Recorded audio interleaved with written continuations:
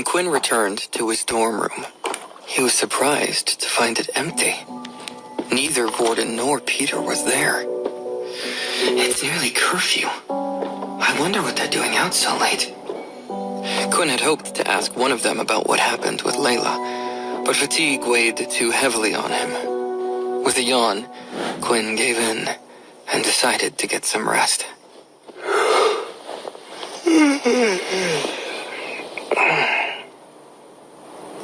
The moment his body hit the bed, he was out cold. Quinn didn't even change his clothes. He just collapsed on top of the covers like a drunk. Peter arrived not long after Quinn fell asleep. He entered the room, not even acknowledging the fact that Quinn had returned. Peter walked to his bed and placed the quilt over his head.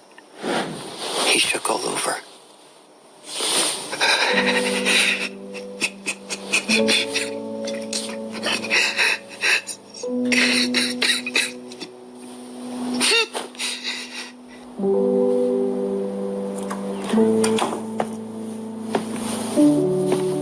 Soon after, Vorden arrived. He noticed the lump under Peter's sheets, then glanced at Quinn's sleeping face. Seeing Quinn at peace made him smile. Vorden's shoulders relaxed. Looks like you were fine. I'm sorry. Each of them fought a different battle, unaware of the burdens the others carried. With no one to talk to, they had no choice but to sleep with their demons.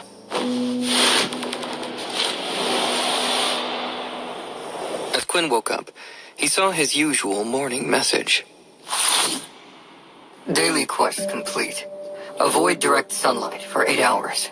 135 out of 400 XP. Quinn felt satisfied with his physical growth, but not his leveling speed. He was still level 3 and only had access to 2 skills. Unlike other abilities that gave users control over elements or forces, his ability was limited. His skills were useful in specific circumstances, but he couldn't keep up with other ability users. If he wanted to compete with higher level ability users, he'd need more skills soon. After fighting Loop the day before, Quinn realized he needed to get better at fighting. He could handle weaker opponents, but anyone who was used to fighting gave him trouble.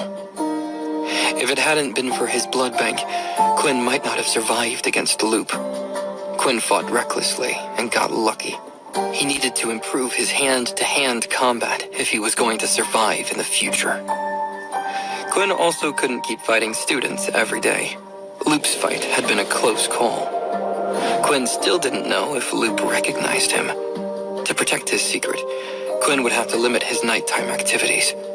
Either that, or he'd have to become strong enough to fight without his gauntlets. They gave away his identity. That left only one clear goal. He needed to reach level 10. At level 10, the system would unlock a shop function. He didn't know what it would contain, but so far, the system hadn't let him down.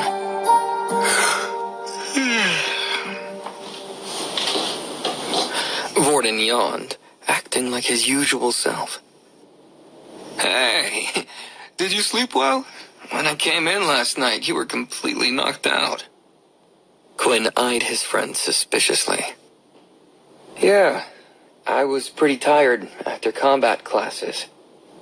Vorden met Quinn's eyes, unflinching. I heard you got in an accident. Is everything okay? Quinn tried to laugh it off.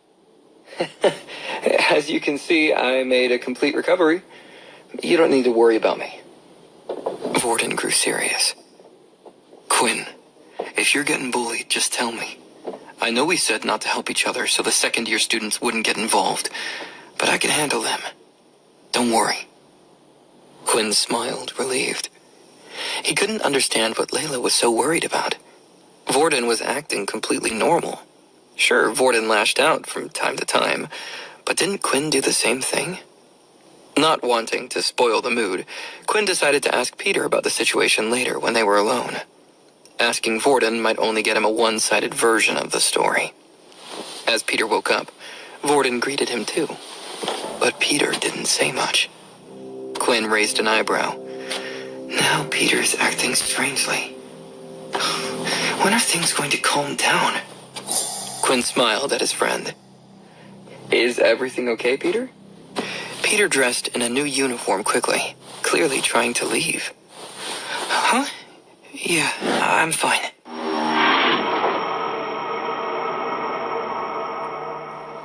The three of them headed toward the canteen. As they walked down the hallway, Quinn spotted someone he didn't want to see so early in the morning. Loop came from the opposite direction. As they locked eyes, Loop began to sweat. He visibly shook from head to toe. When they walked by each other, Loop stopped.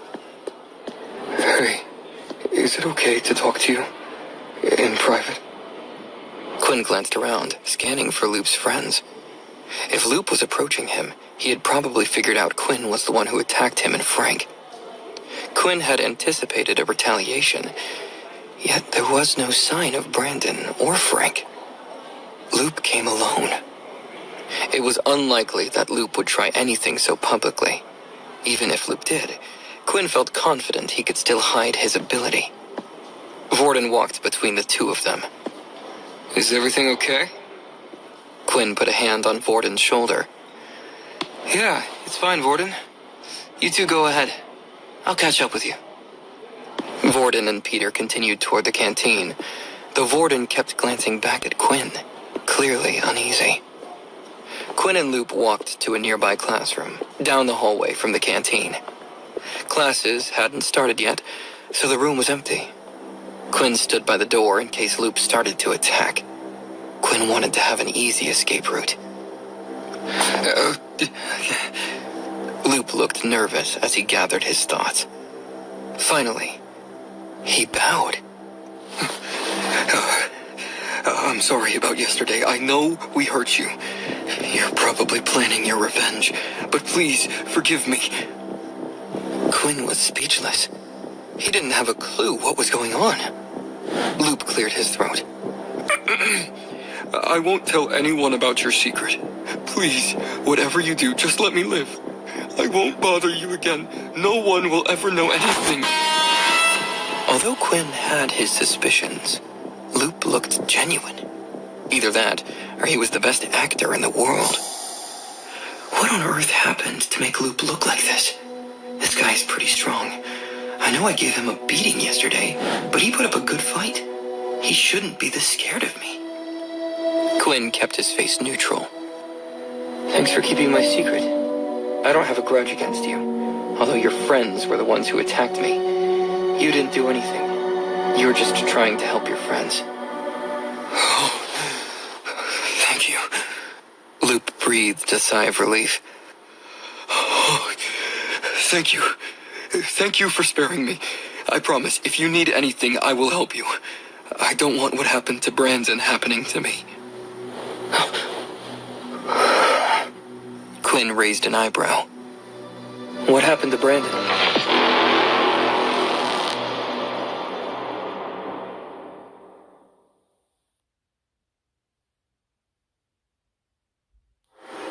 Loop blinked, confused by Quinn's reaction. There were only two possibilities. Either Quinn was pretending not to know what happened, or Quinn had no idea Brandon had died after the attack. Loop played it safe. I promise I'll keep your secret. I know you went after Frank because of what happened at the weapons hall. It had to be you. Who else uses gauntlets like that? Quinn cursed under his breath. He figured that Loop would connect the dots, but not so quickly. Before he could deny it, Loop bowed his head again. After Frank, you came for me. Then you killed Brandon. I get it. I just don't want any drama. I don't know why you're hiding behind that fake power level of yours, but it's not my business. I'll stay out of your way. I just want to keep living a normal school life. Brandon died. Quinn tried to process what he was being told without giving away how clueless he was. He didn't know what the school did to murderers. Quinn really didn't want to find out. If people find out about my fight with Frank and Loop, they're going to connect me to the murder too. The only thing working in my favor is that I'm still a level 1. No one is going to believe that I'm capable of beating all three of these guys. Only Loop knew Quinn's secret. Quinn had to keep it that way. So, he decided to play along with the other boys' suspicions. Quinn smiled. You don't have to worry. Like you said, you were only protecting your friend. You didn't actually do anything to hurt me during the combat class. As long as you stay out of my way, I will stay out of yours. Loop bowed again. Thank you, sir. Then, Loop rushed out of the room. After Loop left, one question echoed in Quinn's mind. Who killed Brandon? Did someone in the school have a grudge against him? It doesn't make sense. We've only been here at the academy for a few days. The school deliberately made sure no one knew each other beforehand. This was supposed to be a fresh start for everyone. What a joke. Quinn didn't have much to go on in terms of suspect. The only thing he knew about Brandon was the stunt he pulled during combat class. If Brandon schemed like that regularly, maybe he'd already made enemies. Quinn headed to the canteen to catch up with Vorden and Peter. But instead of seeing Vorden and Peter sitting together like usual, Quinn noticed Vorden on his own. Quinn grabbed his food and sat next to Vorden. Vorden raised an eyebrow. Aren't you worried about the second years coming after you? Quinn shrugged. People will bother us anyway. We might as well live how we want. Speaking of which, where's Peter? Didn't you two come here together? Vorden gave Quinn an awkward smile. You're looking in the wrong place. He's right over there. Quinn and Vorden sat in the low-level section where the level 1s and 2s sat. However, Vorden pointed at the higher-level tables. Peter sat with the level 4s and 5s. Quinn wasn't sure what to say. What is he doing over there?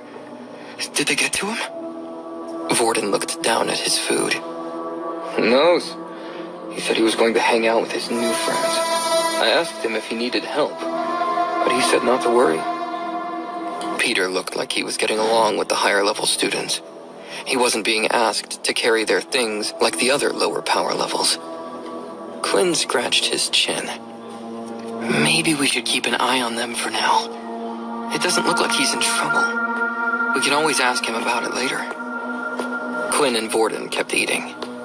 Suddenly, their peace was interrupted. Layla slammed her tray of food down next to them. I hope you two don't mind, but I want to join you. Layla glared at Vorden. Vorden, in turn, kept his eyes locked on her. Quinn sat between them, feeling the heat from both sides, like he was about to get caught in a crossfire. Layla cracked her fingers. So, I see that hole in your leg healed up nicely. Vorden's face twitched. Vorden laughed. What are you talking about? My apologies. My name is Vorden. I don't believe we have met. Vorden held out his hand for her to shake. Layla scoffed. You've got to be kidding me. You think I'm going to shake your hand and just pretend nothing happened? She turned to look at Quinn. Can you not see this guy is crazy yet? Vorden's fists clenched. Don't call me crazy. Quinn raised his hands. Can we calm down? I have no idea what happened between you two. Can someone please explain? Layla pulled down her uniform to show the red marks on her neck. This crazy boy attacked me when I went to your room last night. Look at what he did to my neck. I keep telling you, Quinn, he's dangerous. Vorden shook in place. Quinn couldn't tell if he was angry or scared. Vorden closed his eyes, as though he was trying to keep control of himself. I'm warning you. Don't call me crazy.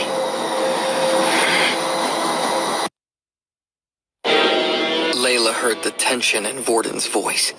He could snap at any second. Layla stayed on edge, ready to activate her ability at a moment's notice. Even Quinn couldn't tell what Vorden would do next. Quinn tried the diplomatic approach before things got out of hand. Vorden, is what Layla said true? Did you attack her?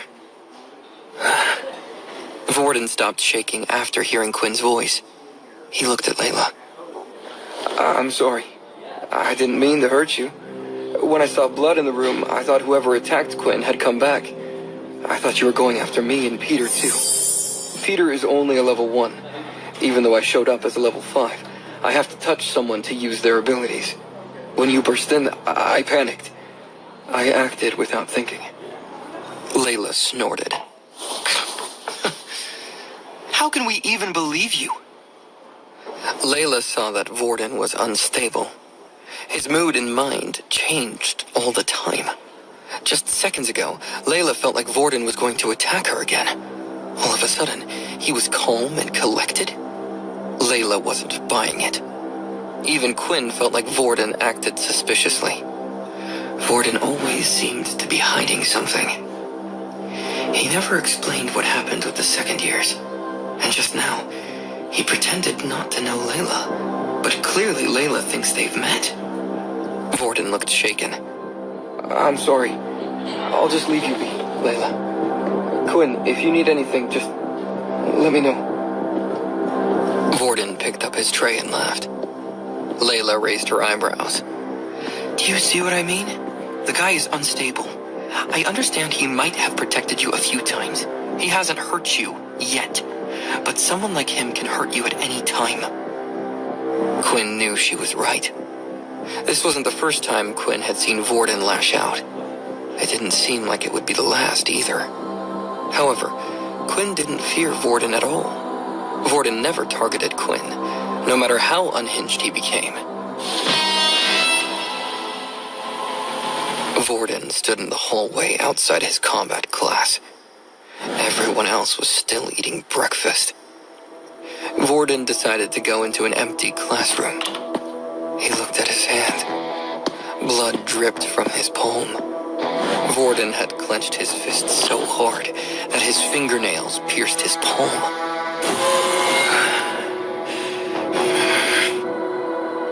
Voices began to circle his head. Why did you get in my way? We could have taught that girl a lesson.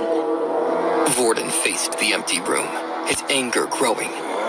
It's because of you we're in this mess in the first place. You attacked her.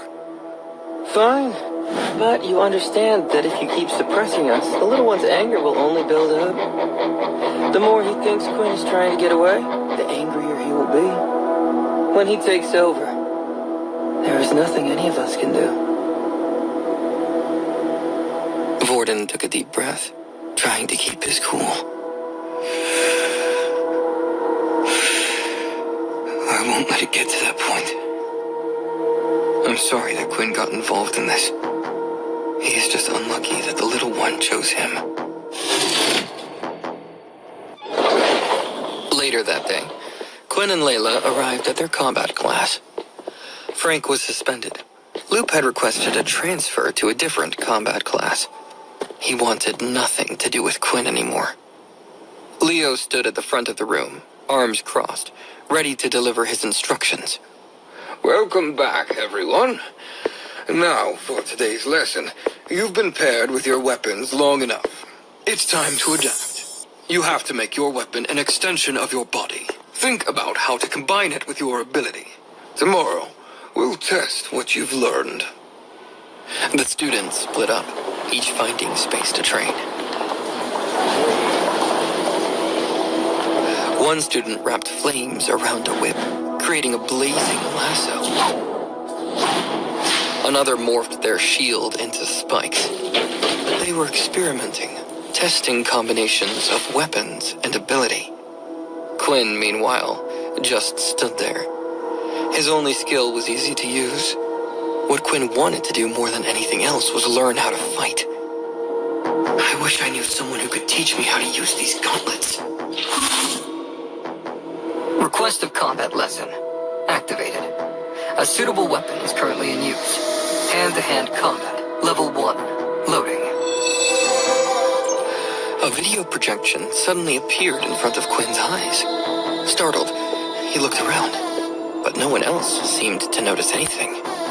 The image was just for him. A tall, long-haired blonde man stood in an empty room. He wore sleek gauntlets. Quinn knew they were more powerful than his own gauntlets. The man's striking red eyes were impossible to ignore. They looked beautiful. Quinn had never thought that about a man before, but there was no denying it. The man waved at Quinn. Hello, and welcome to hand-to-hand combat classes for beginners. I don't know how much time has passed, but if you have come across this video, that means you're one of us. I hope the information that is being provided isn't useless in your day and age. Okay. This can't be right, can it? Is this guy a vampire?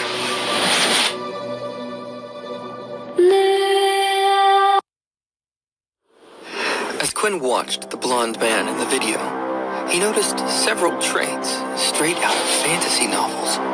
Ghostly pale skin, striking beauty, and piercing red eyes.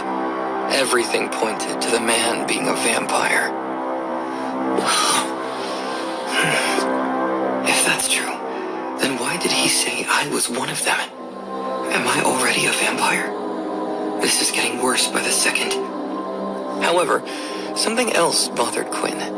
The blonde man didn't know how much time had passed. Had this video been recorded long ago? Was the man even alive anymore? For now, Quinn set those questions aside. He had no way to answer them yet.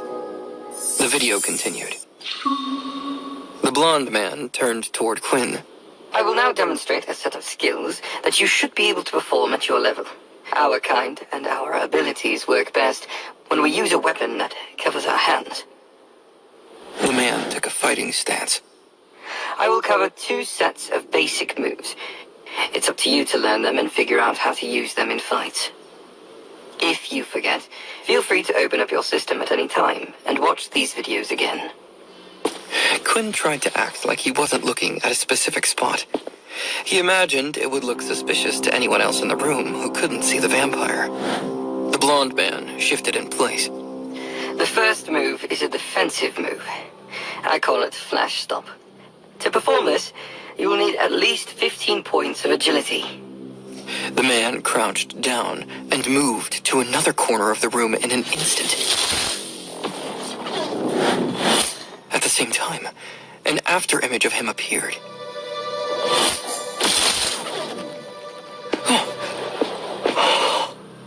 Quinn's eyes widened.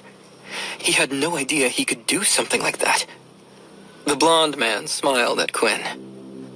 Now this skill uses up a lot of stamina. Even if you have enough agility points to perform this, be careful not to wear yourself out. I would only use it when avoiding a fatal blow. Although the move is fast, it can only move you up to 5 meters. Quinn saw how useful the move would have been in his last fight against Loop. He could have dodged multiple attacks if he'd had something like that. Unfortunately, Quinn's agility stat wasn't high enough to practice it yet. The man resumed his stance. The next skill I will show you is Hammer Strike. He lifted his right foot and stomped down hard. At the same time, he pulled back his left arm and threw a powerful punch with his right in a smooth, flowing motion. The air itself seemed to ripple.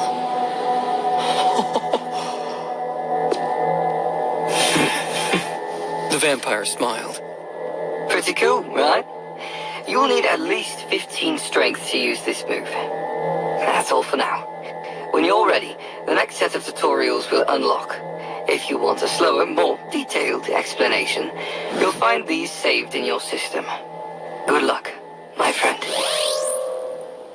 The video ended. Quinn opened his system. A new tab appeared. Quinn noticed that it was called Tutorial. Just as the man had said, the system provided detailed versions of the videos. What's this? I can even activate a version with commentary? That's insane. How big was their budget? Still, I can't complain. This is almost too good to be true. Quinn wondered who the vampire was. The man clearly knew about the system.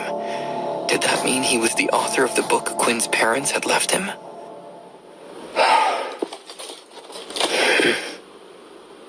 But Quinn had no memory of ever meeting anyone like him. Quinn barely remembered his parents. Still, for the first time, Quinn was thankful for the system.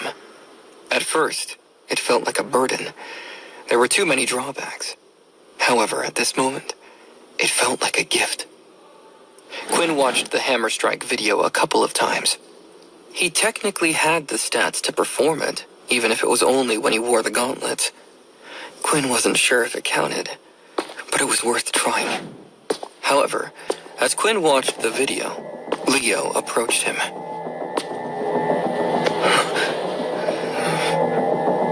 Leo put a hand on Quinn's shoulder. Quinn, I'm afraid I have some bad news. Two guards appeared behind Leo. Quinn didn't get a chance to ask any questions. Leo's hand tightened on Quinn's shoulder. I'm afraid you will have to follow these men. They have a few questions they would like to ask you. Don't worry, I will be coming too.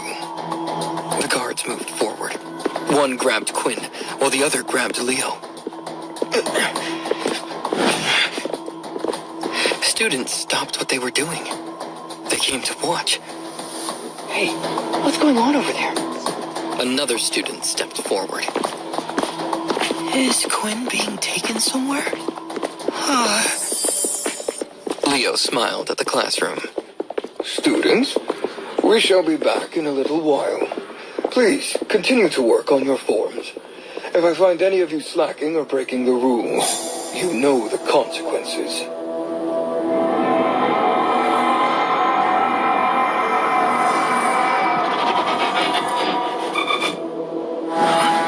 Leo and Quinn were teleported into a small square room.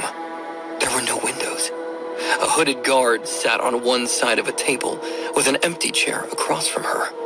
Standing behind the guard was a general. The general gestured to the chair. Please, sit. Quinn sat in the chair. He knew nothing good could come of this. The general grinned. Don't look so nervous, son. As long as you have nothing to hide, you'll be fine. A million thoughts raced through Quinn's mind. Had they discovered his ability? Were they about to force him to surrender it? Maybe Luke told the school that Quinn killed Brandon. Was Quinn about to be punished? Quinn tried his best to calm down. However, it felt impossible. As he sat, Quinn felt like his heart was about to jump out of his chest. Leo smiled to himself. Boy, calm down. I think everyone hears your heartbeat. The general pulled a tablet from his pocket. Before we begin, I would like to inform you of a few things. A student by the name of Brandon Richardson passed away recently. Your teacher here informed me that he and another student named Frank attacked you during combat classes yesterday. Frank was also admitted to the hospital late last night. So, it's about Brandon's death after all. The evidence does look pretty damning. The general flicked through the tablet. We have no leads on what happened, so we came to you. It's hard to believe someone without an ability could pull this off, but there's always a way. The woman across from you can detect lies. Cooperate with her. The hooded figure moved. Place your hand over mine. Quinn did as he was told. He felt a calm wash over him.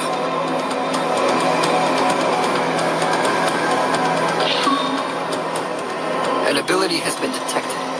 Unable to block the user's ability. The woman looked deep into Quinn's eyes. Now tell me, did you kill Brandon Richardson last night? Quinn felt like he was floating.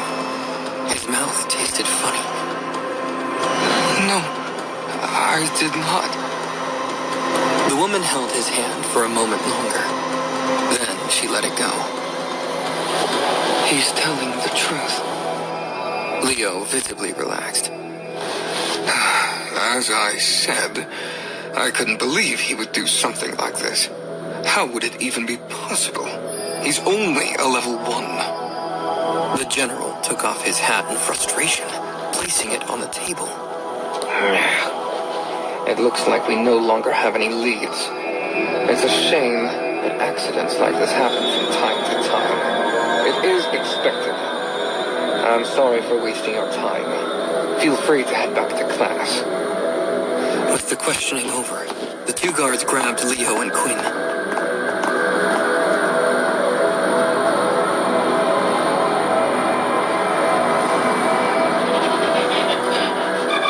Moments later, they appeared in the weapons hall. Leo exhaled with relief. Boy, your heartbeat was starting to make me think you were hiding something. I'm glad you're not the culprit. I would have lost a promising student. Leo moved on, circling the room and offering tips to other students.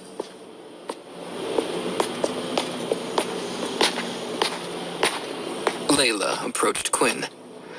What happened? Is everything okay? Quinn tried to smile. Yeah, for now, at least. He explained the interrogation. Layla's eyes widened at the news of Brandon's death, but she looked relieved that Quinn was cleared. As she processed it, her brows furrowed. Hey, Quinn. You might not like what I'm about to say, but do you think Vorden is responsible? Quinn's mouth felt dry. He hadn't thought about it until now. What makes you say that? Did something happen between Vorden and Brandon? Layla rolled her eyes, as though his question was silly. No, but don't you think it's weird Vorden approached you in the first place? He's a level 5, and you're just a level 1. And when Vorden attacked me the other day, he kept shouting about you. Quinn shook his head. That makes no sense. Why would Vorden care that much about me? We barely know each other. Why would he kill for me? Layla gave it some thought. You're right. Even if he's crazy, he's not stupid. He wouldn't kill somebody for no reason. They returned to their combat drones.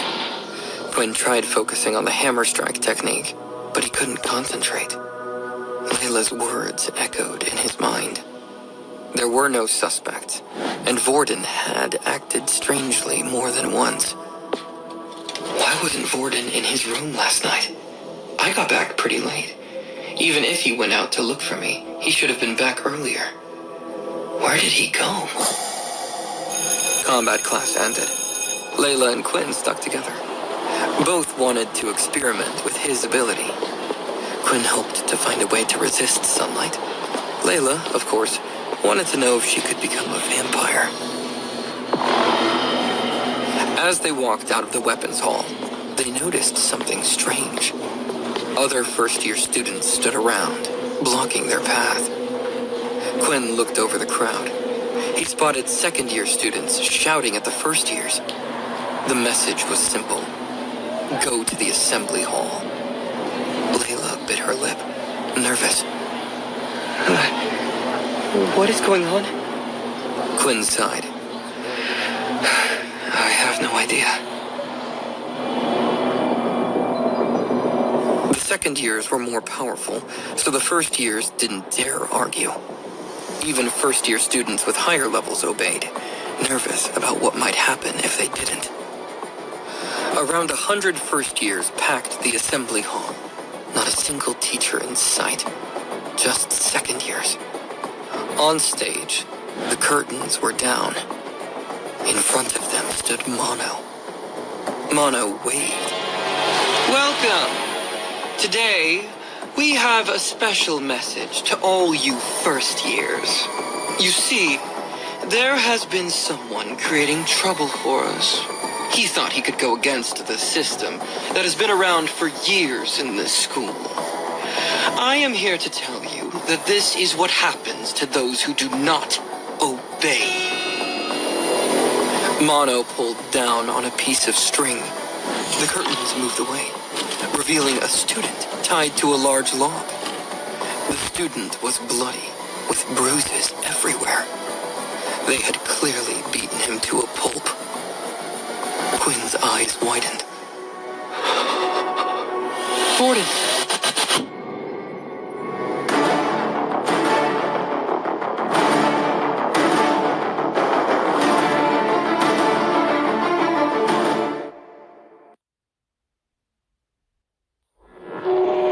The first-year students gathered in the assembly hall as instructed.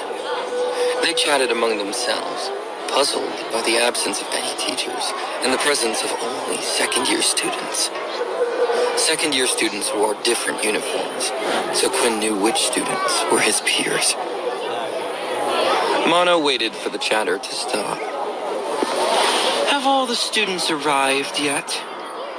One of Mono's lieutenants nodded. Yes. Everyone from Dell's class and the weapons combat class should be here. Mono grinned. Well, it's time to show everyone what happens when you don't follow the rules. Mono tugged a string, yanking the curtains open. Behind the curtain stood a badly beaten Vorden, bound to a large log. His hands sat locked in wooden slots. Vorden's legs were wired together by an ability user Quinn couldn't see. Vorden remained upright, held in place for all to witness.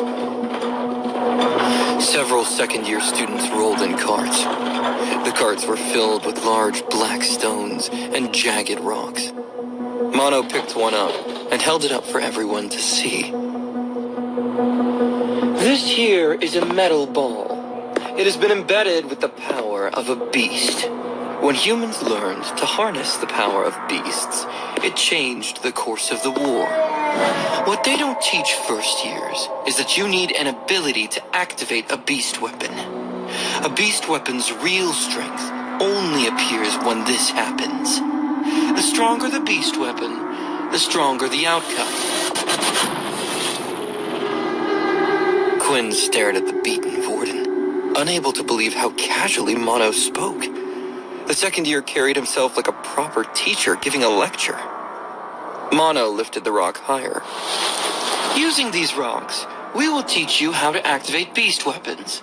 The second years of this school would like to give you all a shortcut to success. A first-year student raised his hand. Excuse me? Do the teachers know about this? Silence fell. Even the first years knew this operation ran behind the staff's backs.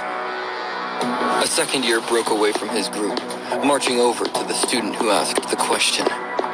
Without hesitation, the second year punched the first year right in the face. The second year kept hitting the student. The younger student begged for mercy, but it was no use. The second year kept at it until the other boy passed out. Mono waited until the beating was finished, his smile unwavering. Are there any more questions?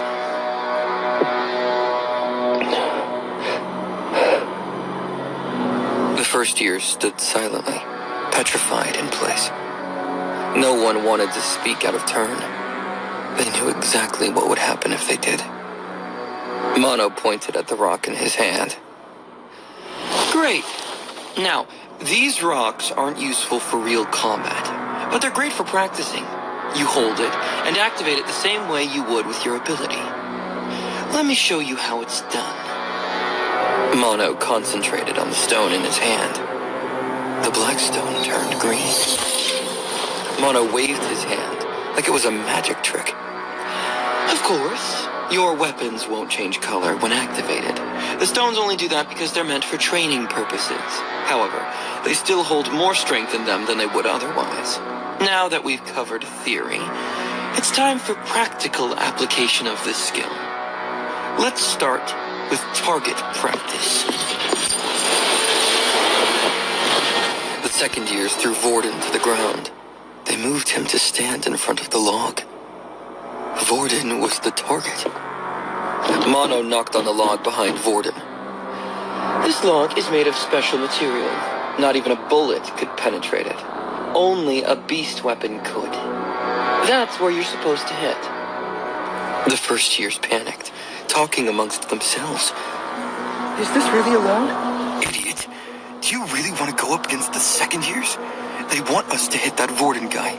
Let's just get it over with. Won't we get in trouble for doing something like this? The teachers don't care when we knock each other out. Why would they care about something like this? The second years are doing this because they know they can get away with it.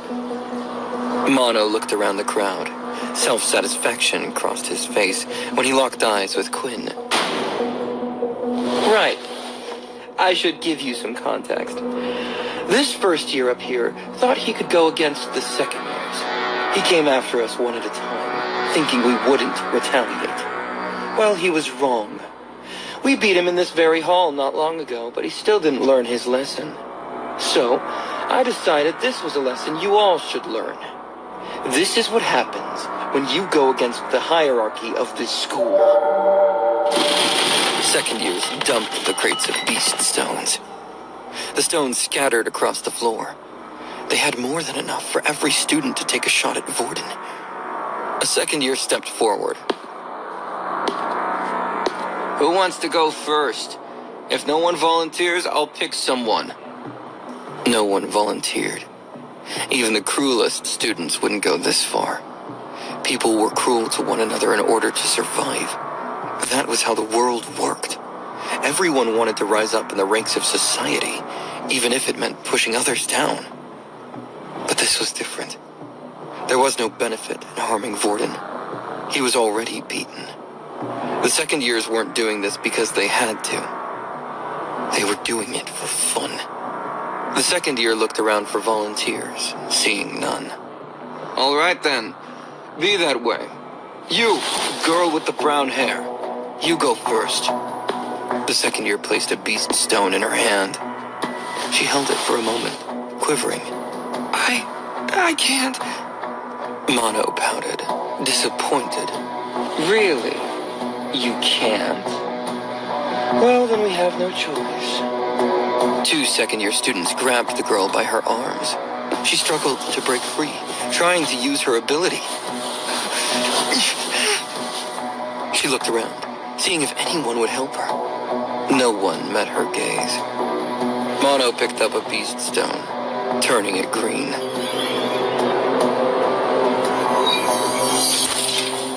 I don't think you first years understand yet. When we tell you to do something, you do it. Mono threw the beast stone. It hit the girl in the stomach. She puked, falling to her knees. Mono sighed, bored. Get her out of here. Next, who is up? A boy stepped forward. He had an ability level of 2.5. As soon as he held the stone, it glowed green. Unlike the girl, he didn't hesitate. The boy threw the stone hard. It hit Vorden straight in the stomach. Vorden coughed up blood. Mono grinned, clapping his hands. You see that? That's what I call a throw. At the back of the room, Layla and Quinn stood in silence. Layla, despite her grudges against Vorden, knew this had gone too far. Bastards. How could they do something like this? Quinn, call Leo. I don't know about the other teachers, but Leo would put a stop to this. Layla turned, but Quinn was already gone. Quinn raised his hand, moving through the crowd. Pick me. Let me try. Layla's mouth hung open. What is that crazy boy thinking?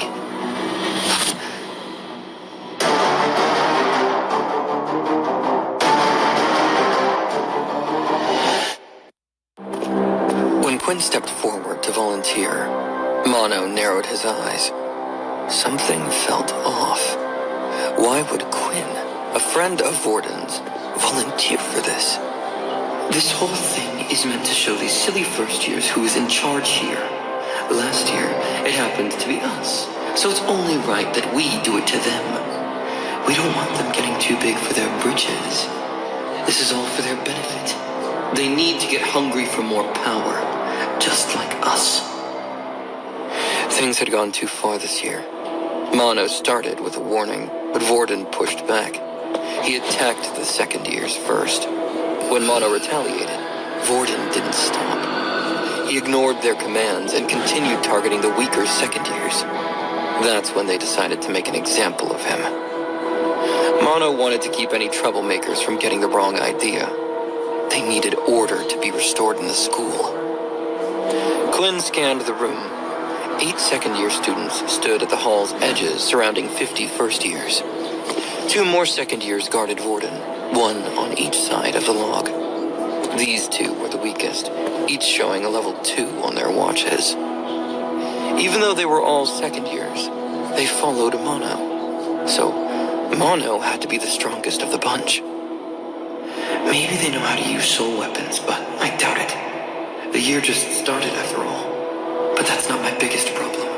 Mono is a level 6, and those 2 with him are level 4s. I don't think I can count on the first years for help. Erin is the strongest, and she's only a level 5. Even if we all teamed up on the second years, we might still lose. Quinn picked up a beast stone. As he did, a message appeared on his system. Basic tier beast weapon, round stone. Would you like to activate it? The strength of the weapon will increase by 5%. The percentage stood out to Quinn. It was the same number his gauntlets gave. Quinn wondered if he even needed to learn how to activate weapons. His system might just do it for him. Activate. The stone glowed brighter than any stone had so far. Mono's mouth hung open. He activated a basic tier weapon. That means a full 5% boost. If that was a real weapon. No, that can't be true. Isn't he level 1? Quinn stood in front of Vorden. 5 meters separated the 2 of them. Quinn held the stone in his hand, making it glow brighter. Why do we have these powers? Aren't they meant to protect us? To fight back against those who hurt our friends? Vorden stirred, raising his head. He knew what Quinn was about to do. Quinn, don't. It's not worth it.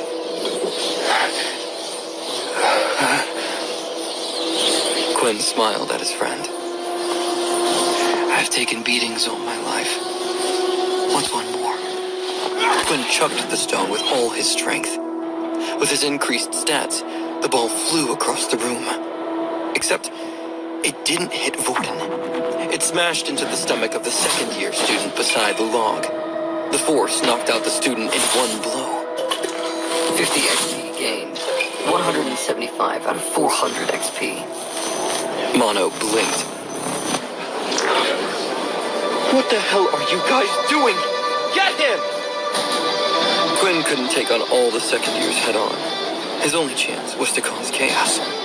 As the 2 level 4s besides Mono charged, Quinn bolted toward the crowd of first years. Quinn dove down and snatched 2 beast stones. He weaved through the first years, using them as cover. Once he found his next targets, he struck. Quinn locked eyes with the level 2s guarding Vorden. The second years stood side by side. Quinn sent 2 beast stones flying. The first level 2 managed to duck for cover, avoiding the attack. However, the second boy wasn't so lucky. The second year flew back, hitting the wall. He was unconscious before he hit the floor. 50 XP gained. 225 out of 400 XP. This was Quinn's strategy. Every level up gave him a new ability. Quinn hoped this next one would give him a skill that would help him get out of this situation. There were still enough second years in the room that he could use to push him over the edge. Quinn went back into the crowd. He picked up more beast stones. The first years around him were in a panic, giving Quinn perfect cover. Mono shifted his strategy.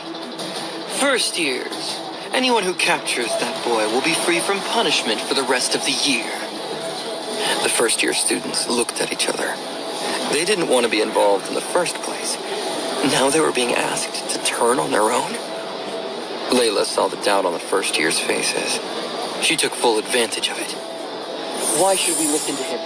Just a second ago, he beat down a kid for asking a question. He's not going to let any of us go.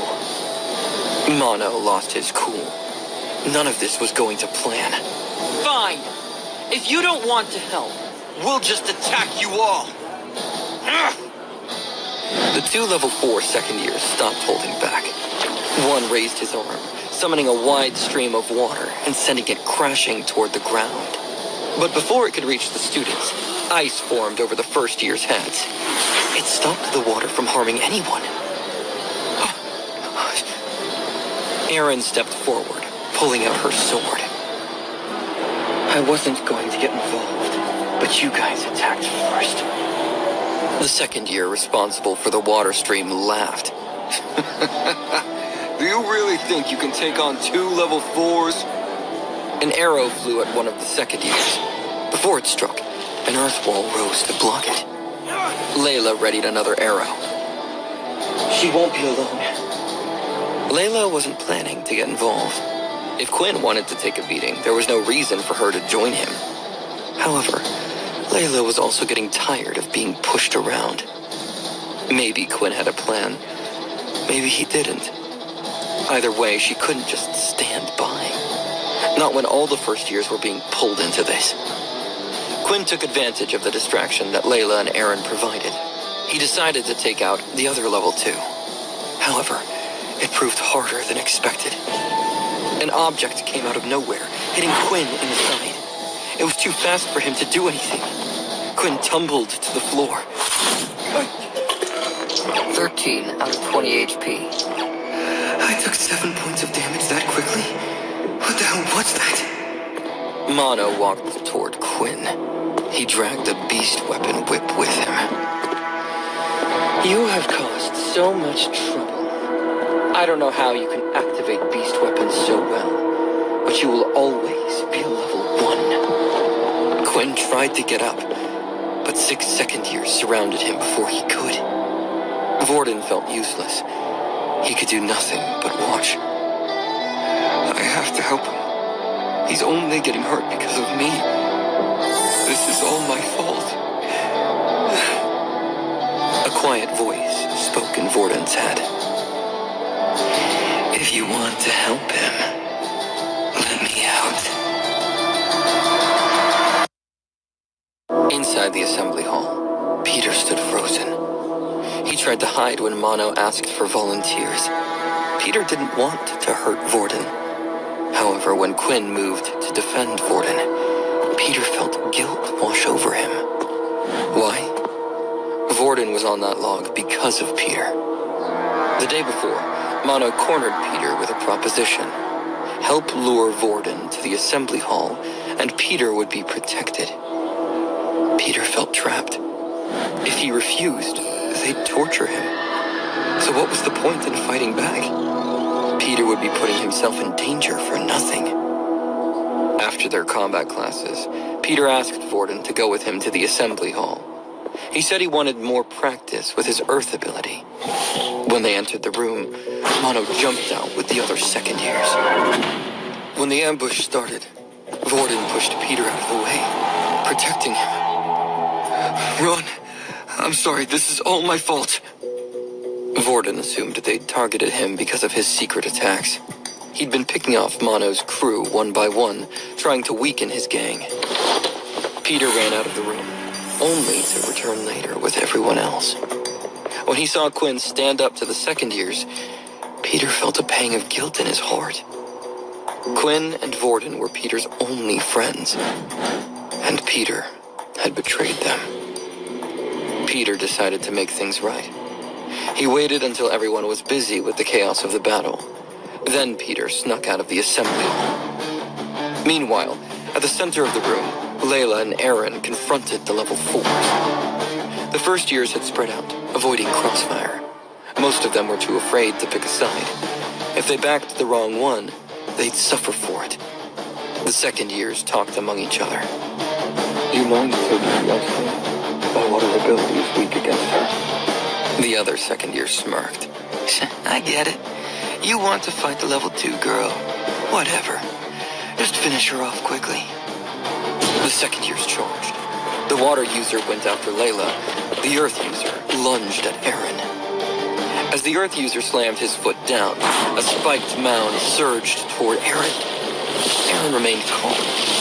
As the spike came towards her, she slashed with her sword. In a single stroke, she cut the spike in half. The earth user was stunned. Aaron's blade cut through his skill like it was butter. How strong was she? Aaron formed an ice spear and threw it towards her opponent. The earth user lifted his arms, raising a wall of rocks. It blocked the ice spear. The earth user moved his hands, splitting the wall in half so he could see Aaron. However, the girl was gone. The earth user felt cold running up his legs. He looked down to see ice forming around his pants. He began to panic. Aaron shook her head, walking from behind him. For a second year, you are incredibly weak. And whacked him in the back of the head with the hilt of her sword. As he fell, she froze his limbs to the ground. He wouldn't be getting up again. The first years watched, amazed. How had she won so easily? Shouldn't a match between a level 4 and a level 5 be closer than that? And weren't the second years supposed to be strong fighters? One of the first years finally voiced what they were all thinking. Maybe they aren't as strong as we all thought. Aaron knew the truth. Ability levels didn't matter if the person lacked combat intelligence. It didn't matter how strong the ability or powerful the punch was if the person couldn't land a single blow. Aaron had always been gifted at combat, so she had the upper hand. Layla's fight wasn't so simple. As an archer, she was built for ambushes and long-range battles. Layla didn't have either option at the moment. The water user blocked all of her arrows with his water skills. After a while, Layla got tired. The water user sent a water blast, hitting her in the gut. Layla flew back towards Vorden. The water user ran after her. Layla tried to get to her feet, but was too weak. Vorden licked his lips, looking at her. Free me. I can deal with him. No problem. Layla blinked. What? Vorden grinned. Come on. We don't have much time. Touch my leg. Layla hesitated for a moment.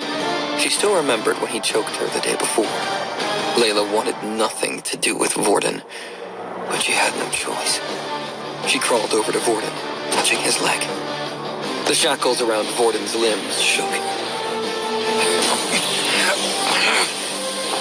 Vorden glared at her. Come on. Help me. Vorden was using her telekinesis, but it wasn't strong enough. Layla raised her hand, pushing with all her might. Together, they broke the restraints. Vorden rotated his wrist, as if he were getting used to his body. Vorden shook his limbs out, jumping up and down. Vorden smiled like a little kid. Finally, I get to come out. It's been a long time. The water user slowed, noticing Vorden. The second year remembered fighting Vorden in the same hall. At the time, Vorden only had Peter's level 1 Earth ability, but he was still a menace. Vorden laughed, wild and unhinged. Then he charged at the second year. Caught off guard, the water user panicked.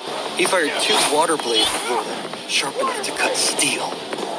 Vorden didn't even slow his stride. He jumped into the air, bending his body in weird angles to avoid the blades.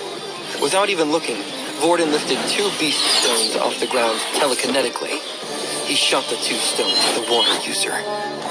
The water user blocked both attacks easily. He raised a wall of water ahead of him. But something slammed into the back of the water user's leg. He dropped to one knee. His other leg couldn't hold his weight. Blood ran down his pants. The second year looked up. Vorden, still in front of him, hands raised. Then came a second impact. The water user's other ankle cracked. While the water user's attention stayed focused, Vorden manipulated the stones from behind him. The water user had focused on the obvious threat, but he'd never even considered a second one. Vorden lifted his hands. 2 beast stones hovered in the air over the water user. The second year lowered his head. Vorden brought his hands down swiftly. The stones came crashing down, breaking the second year's forearm. The student screamed in pain. His arms were mangled. He could no longer use his water ability. Vorden laughed in pure glee.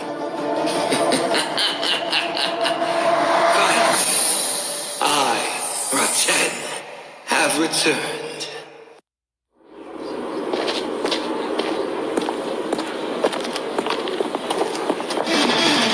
The second-year students had Quinn surrounded. As he tried to break out of the encirclement, a wind strike hit from the front. Then a slash landed across Quinn's back. 12 out of 20 HP. The attacks kept coming. They were elemental strikes, and they were relentless. Quinn blocked what he could, but they attacked from every side. He couldn't defend himself fully. 11 out of 20 HP. 10 out of 20 HP. 9 out of 20 HP. The pattern repeated.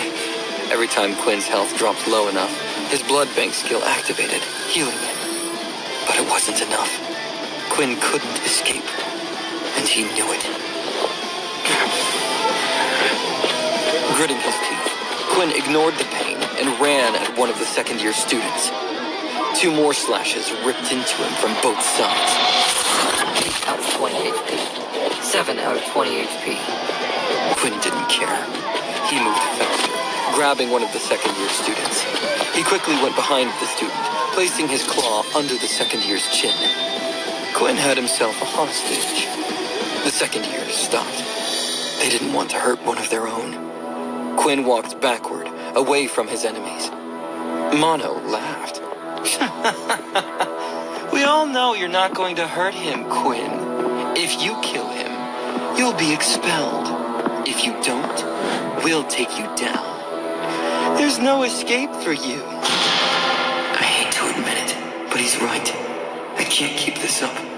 I'm not going to kill a random guy for no reason. Sooner or later, Mono will come for me. I need a new strategy. Quinn retracted his claws. Instead of threatening the second year, Quinn choked him out. The second year struggled for a moment before passing out. His legs gave out underneath him. 50 XP gained. 275 out of 400 XP. No point wasting good XP. Quinn kept his back to the wall, but the attacks came from everywhere. Mono and his posse attacked before the second year hit the ground. Quinn blocked what he could. Despite his efforts, an attack broke through his defenses. 6 out of 20 HP. The second years had Quinn surrounded. They could finish him off right now. But suddenly, the attacks stopped. Quinn opened his guard to see what happened. Mono stood with his beast weapon whip hanging by his side. I guess he wants to be the one to finish me off. I must have really pissed him off. But I can't let that thing touch me. One hit from that whip took 7 points of health away from me last time. If he hits me again, I'll be below 0. I don't know what that means, but it can't be good. Quinn had no choice. He'd have to use the blood bank to heal himself. Even if people saw him healing, they wouldn't know it was a vampiric ability. They'd just think Quinn had a healing ability. Wait, but they've already seen me use super strength. If they see that I have super healing too, that might raise some eyebrows. People can't have more than one ability. What should I do? I don't want to lose, but I also don't want to have the school administration breathing down my neck. Mono looked away from Quinn, noticing something in his peripheral vision. He moved his head slightly, and a beast stone whizzed past his ear. Before the beast stone touched the ground, the stone reversed direction midair and came flying back to hit Mono. Mono lashed his whip at the stone, slicing it in half. Vorden stood, stones hovering around him. Mono noticed his allies had either been taken down or were busy fighting Layla and Eren. Mono smiled, trying to keep his composure. So you got free, huh? Did you forget how our last fight went? Vorden laughed, shaking his head. This is the first time we're meeting. You're fighting Raten now. I'm not as nice as Vorden. Raten shifted his hands. 2 beast stones flew across the room. He didn't need to use his hands for telekinesis to work, but it helped him keep track of what he was doing. Raten wasn't as used to the ability as Layla. After all, the stones shot like bullets, aimed at Mono. However, Mono stepped out of the way every single time. The stones missed him by less than an inch. Finally, Mono lashed out and grabbed a beast stone with his bare hand. Mono clenched his fist, breaking the stone. It looks like you really don't remember what happened Last time. Let me remind you. Mono swung his whip, destroying the other stones whirling at him. Quinn wanted to help. He lunged at Mono while his back was turned, but the second year hit Quinn with his whip without even looking. Mono laughed. Don't even think about it. Quinn did think about it. He waited for another chance to move on Mono.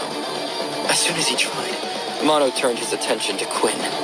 His whip flew up, nearly slashing Quinn in the face. What? He's acting before I even start to move. That means he knows what I'm going to do before I do it. That's it, isn't it? Mono can see the future.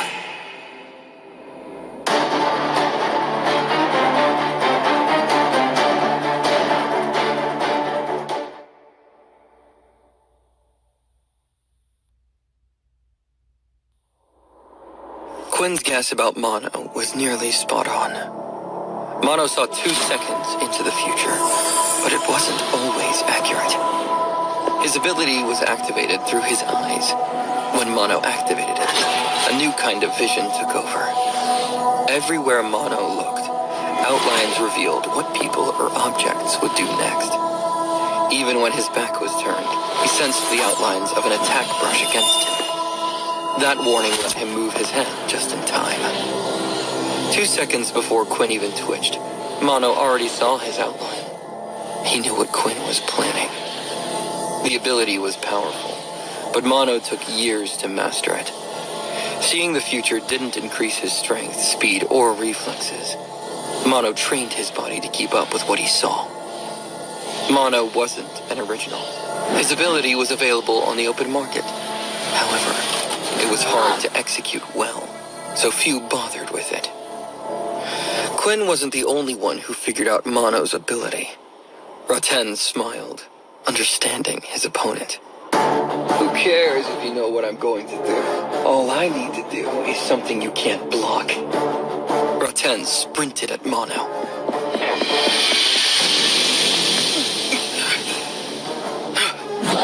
Mono swung his whip. Raten held out his hand, slowing the whip down with his telekinesis ability. The whip slowed down, allowing Raten to jump over it. Raten held out his other hand. Something formed inside it. A water blade appeared out of Raten's hand. Mono dodged the attack. Raten followed up with a barrage of attacks. At the same time, 2 more beast stones rose behind Mono and shot forward. Mono saw them coming. He had no time to block everything. Mono dodged the blades and let the stones slam into his back. Mono moved away from Vorden, creating distance between them. I have to admit, I didn't expect you to be able to use 2 abilities. You didn't do something like this last time. It looks like you were hiding a trump card after all. But you weren't the only one holding back. While Mono held a whip in his right hand, light particles formed something new in his left. Slowly, another whip emerged. It looked different from the first.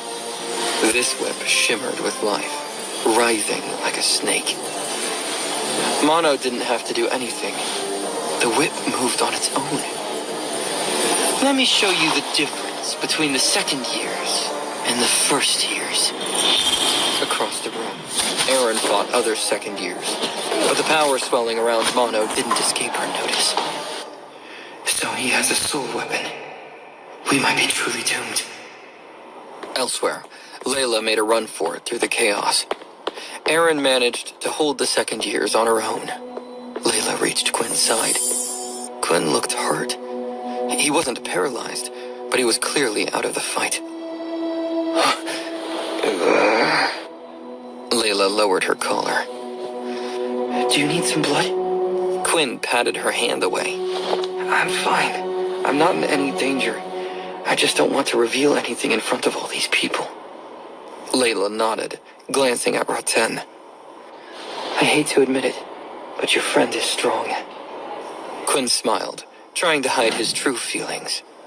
Yeah, I told you he was great. Now that I think of it, I don't really know much about Vorden.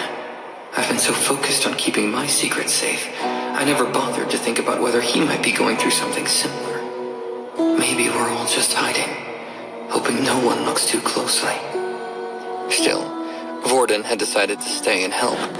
Despite being freed, Vorden chose to fight Mono one-on-one. Quinn wouldn't forget that.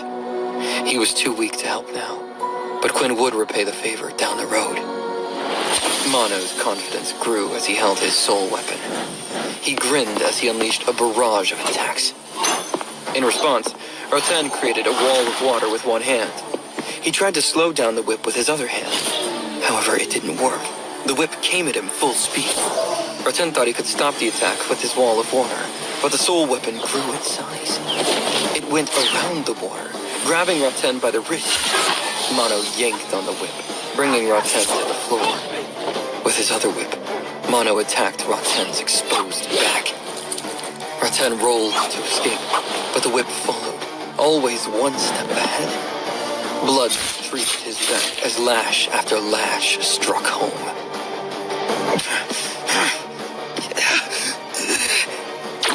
Raten formed a small water blade.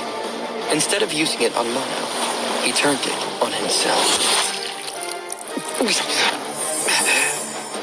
With one swing, Raten severed his own arm at the wrist. The whip let go as his hands dropped. Blood should have sprayed everywhere, but Raten used telekinesis to seal the wound. He had no idea how long he could keep it up. Raten foamed at the mouth. Damn you. If only Vorden hadn't let this body get so hurt. You think a soul weapon is strong enough to defeat us? Well, think again. It's your turn, little one. Give this man hell. The doors to the assembly hall swung open. Everyone stopped in their tracks. A silver-haired woman stood at the open doors. Peter hid behind her. The woman lifted her hands. I command you all to stop. If you refuse, your punishment will be worse than you can imagine. A woman stood beside Peter, her long silver hair cascading down to her waist. A beret rested on her head, and strapped to her back was a jagged rapier, shaped like it had been forged from a long breastbone. Quinn knew right away that it was a beast weapon. The woman radiated a calming strength. Her presence demanded trust. Quinn froze in place. He didn't want to go against the woman.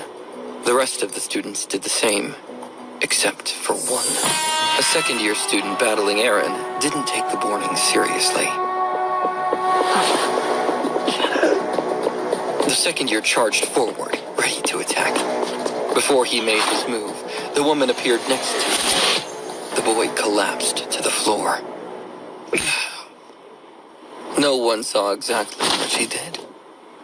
One of Mono's lackeys dropped his weapon. See it over there. Another student blinked, staring at the boy on the ground. Hey, look at his ankles. Do you think she did that? Mono put his soul weapon away. He knew a lot of the teachers and high-ranking people at the academy. Mono knew better than to mess with Faye Dallum. When Faye said she'd punish disobedience, she didn't bluff. She was a sergeant in charge of squad training, and her name carried weight. Mono rubbed the back of his head, dejected. Why did it have to be her? Faye was the worst possible matchup for Mono. No matter how far into the future he could see, Mono couldn't keep up with her movements. He knew this from experience. The two of them had sparred when he was a first year. Faye made eye contact with Mono and his gang. If you're injured, head to the infirmary. Otherwise, go to your rooms and stay there. The first years remained quiet. They didn't know who she was. They were all waiting to see whose weight would carry more, hers or Mono's. Faye drew her rapier again. That was enough.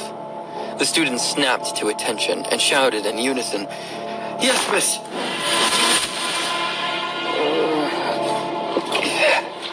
Vorden went to the infirmary. He carried his chopped-off hand in his pocket. The second years dispersed. They had a separate building with its own infirmary. Out of the first years, only Vorden and Quinn were really injured. Quinn couldn't avoid the infirmary. His clothes were soaked in blood. Quinn had already started to heal, but he had lost a dangerous amount of blood. After successfully reattaching Vorden's arm, Dr. Haley checked on Quinn. She asked him to remove his shirt so she could treat the wounds directly. Immediately, Haley noticed something was off. Most of the injuries had already healed. What is this? For this much blood, the wounds should be a lot bigger. Quinn laughed nervously. Yeah, my friend has a healing ability. They healed me a bit before I got here. Haley smiled, surprised. Another healer. If you get the chance, send them down here. They did a splendid job on you. I could always use the help. Plus, I would love a student of my own. Quinn didn't meet her eyes. Sure, I'll let them know. Haley healed the rest of Quinn's wounds. He didn't have a single mark on him by the time she was done. Quinn had used quite a bit of energy healing himself. This made his hunger return. Blood bank, 90 out of 100. Quinn no longer felt hungry after consuming blood from his blood bank. He didn't have to worry about going on a frenzy. For now. Quinn and Vorden returned to their room. A soldier told them not to step out of the room until they were called for. Quinn saw a student being escorted out of their room by a group of soldiers. The administration was questioning students individually. Quinn sat on his bed, looking at his two friends. Vorden and Peter didn't look at each other. Vorden cleared his throat.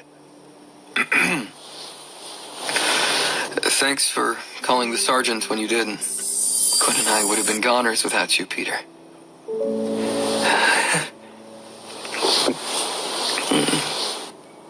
Peter's bottom lip quivered. He still felt the weight of his guilt on his conscience. No problem. Quinn tried to change the subject. What do you think will happen to the second years? Vorden rolled his shoulder, trying to get feeling back in his hand. Not too sure. If the school could cover it up, they would, but I don't think they can this time. There were too many witnesses. Like Mono said when we met him, there are a lot of influential people going to this school. We'll just have to see what happens.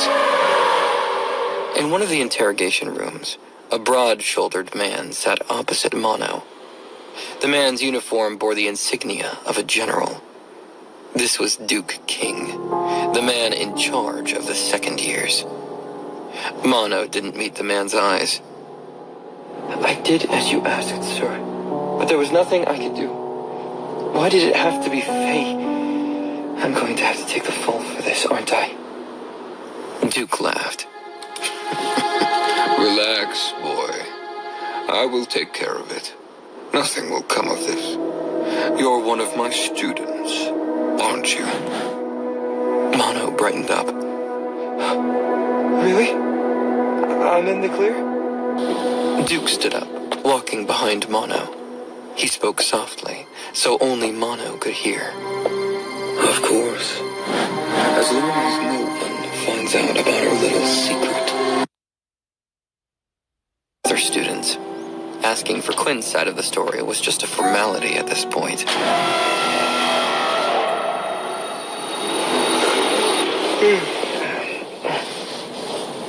When morning arrived, Quinn remembered that it was the weekend. This meant he wouldn't have to worry about classes for a little while. Curfew remained in place throughout the weekend, though. Students weren't allowed to stay out past 10 or leave the city. In a different part of the school, the atmosphere was very different. The school leaders weren't thinking about relaxing. Quite the opposite. A serious meeting had been called. High-ranking personnel arrived at a large hall, ready for anything. At the center of the room sat a large table divided into 2 sections. At the head of the table were 4 seats. The largest seat belonged to the head general of the academy. The seat remained empty. The 3 other seats were meant for the other generals of the school. One of them was Duke, who barely fit into his chair. As the head of the second-year students, Duke looked particularly smug. Next to Duke sat Nathan, the head of first years. Nathan wore glasses and always dressed casually, no matter the occasion. Duke hated that about him. The 2 of them did not get along. The last seat was intended for the general in charge of the school staff. However, the seat also remained empty.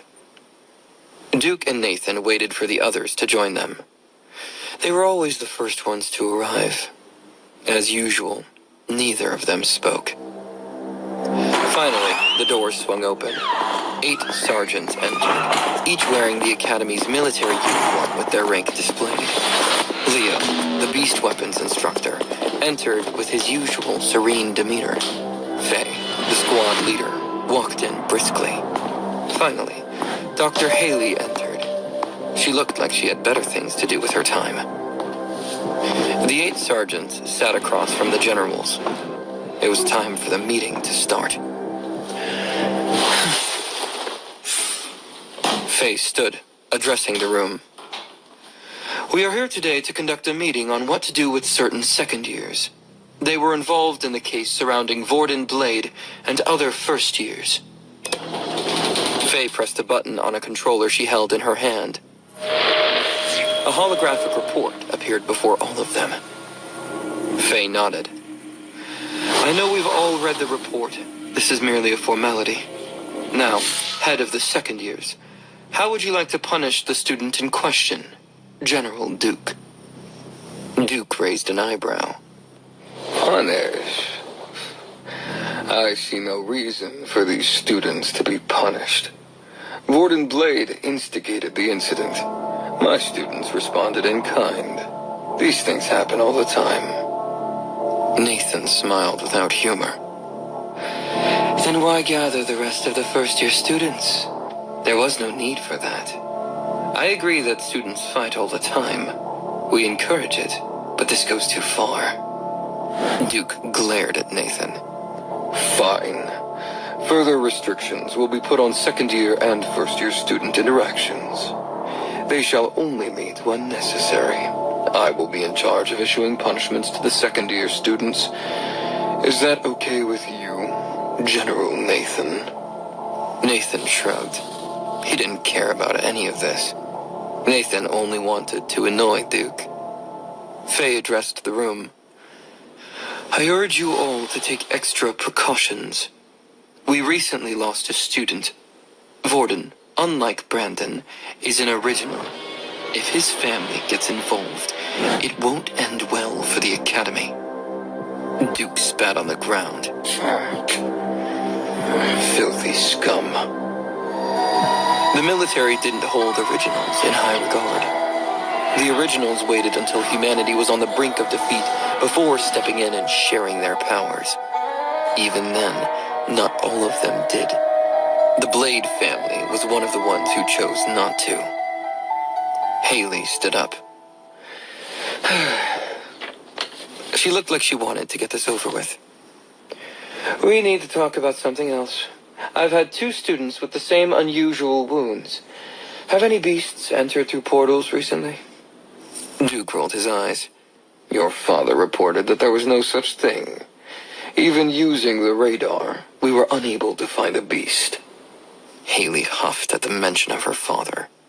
She sat back down, knowing nothing would get addressed.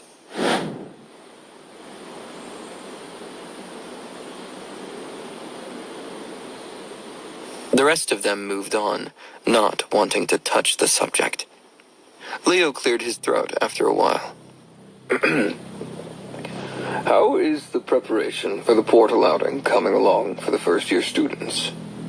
Nathan shrugged. Everything has been set up. A green portal has been selected for the students to go through. It should all go smoothly next week. Leo nodded. Do you know what planet the expedition will take place on? I want to better prepare my students. Nathan smiled a little. Ask your students to pack some sunscreen and their sunglasses. They're going to planet Kaladi. Kaladi was a desert world teeming with low-tier beasts. Its sun-drenched terrain stretched for miles. Unlike Earth's 24-hour day-night cycle, the planet was pure heat and sunshine.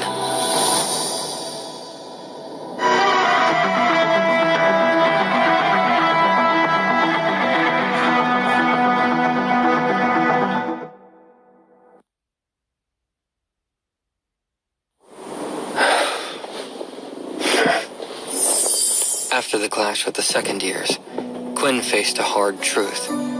Despite his growth, he still wasn't strong enough. Mono was powerful, but even he wasn't close to the top. Quinn knew that there were originals out there whose powers couldn't even be measured. Even first years like Vorden and Aaron were beyond Quinn's abilities at the moment. Quinn wanted to get to their level. The best way to do that was to drink blood from as many people as possible. However, there was one obvious problem with that. Security was tightened all over the school after Brandon's death and the second-year incident. Soldiers roamed the school, looking for troublemakers. Quinn knew he had to lie low and wait for things to calm down. However, he could still train his fighting abilities. Quinn had new skills unlocked, but he knew that wasn't enough. After watching Mono use his ability, Quinn knew he needed battle experience as well. Vorden stretched out in their room. Hey, Quinn, I'm heading to get supplies. You wanna come? Quinn hesitated. He had planned to meet up with Layla to practice Hammer Strike. However, he hadn't relaxed in a long time. At his old school, Quinn never had friends. He kept to himself. Here, things had changed. Quinn finally had a chance to enjoy life a little. One day couldn't hurt, right? There are no pressing issues right now. I can probably afford to relax. Quinn smiled. Sure, Vorden. Let's do it. Vorden gave him a thumbs up. What about you, Peter? Peter had been avoiding them. However, since they shared a dorm, avoiding them entirely was impossible. Guilt still lingered, but Peter had decided that he'd never betray his friends again. Peter put on his jacket. Hey, I'll come too. The three of them headed to town. The three friends ate together, watched a movie, and had a good laugh. On their way back, Peter spotted a group of high-level first-years he had met before. Peter sat with them at the canteen. He planned to avoid them, but he accidentally made eye contact. The high-level first-years waved him over. Peter swallowed, feeling guilt wash over him again. Hey guys, I just remembered that I promised to meet up with a few people from school. It was great hanging out with you. I'll see you when I get back to the room.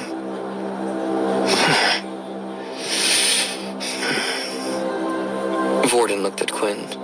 They both knew this sounded suspicious. Vorden smiled, trying to appear casual. Hey, Peter. You know you can always come to us for help, right?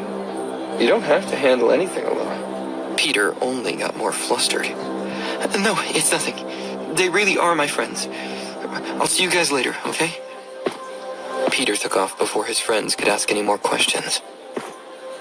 Peter refused to let another incident happen like before. He'd handle it himself. Peter knew Vorden was strong, but he wasn't strong enough to face the second years. Peter also knew who pulled the strings behind all of this. Peter turned the corner, finding the other first years waiting for him. The leader of this gang stepped forward. Took you long enough. I was starting to think I'd have to tell Mono about this. The first year in charge was Earl. He had a scar under his chin. Peter knew nothing about the boy, except that he answered to Mono directly. Earl grabbed Peter, throwing him against the wall. What the hell do you think you were doing, calling the teacher the other day? Mono and the others are giving us a hard time.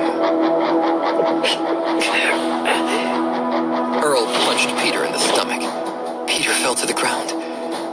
Earl reared up to kick Peter in the stomach. Why should we be the ones punished? This is all your fault. Peter groaned as the kick connected. Peter began to shake. He felt like he was about to puke all of the ice cream he had eaten with Vorden and Quinn. Earl grabbed one of Peter's fingers. Before Peter knew how to react, Earl broke Peter's finger.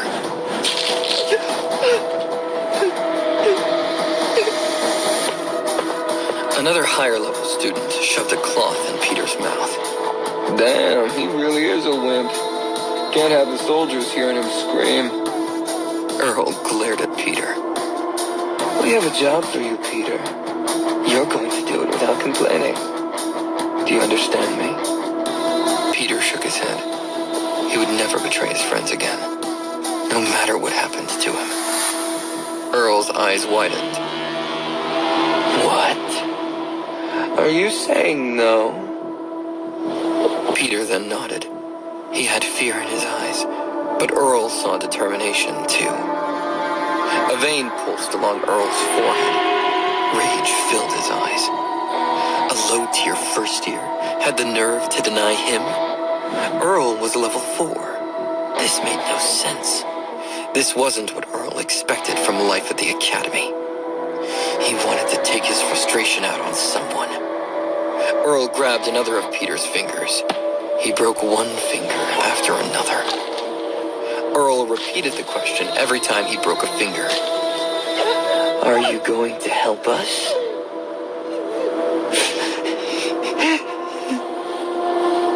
Peter shook his head every time, tears streaming down his face. Earl wiped the sweat off his forehead. This was starting to get exhausting. Hey, Jerry, get over here. Do your thing. One of Earl's lackeys bent over Peter. Jerry placed his hand on top of Peter's. Slowly, Peter felt his fingers healing. They reformed to what they once were. Peter was healed. Earl saw the relief in Peter's face. He thinks this is over.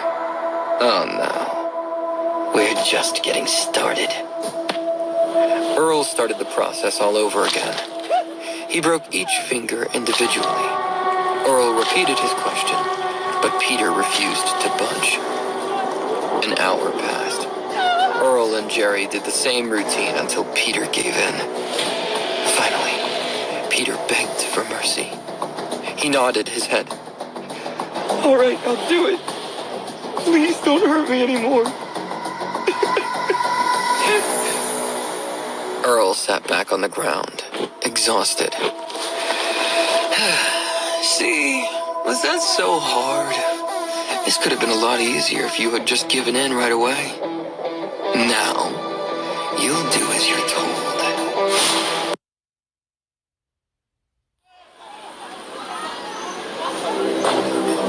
With Peter gone, Quinn and Vorden walked along the high street alone. The strip buzzed with restaurants and clothing stores, teeming with life. Quinn Quinn only had 10 credits to spend. The school sent this amount of money to every student.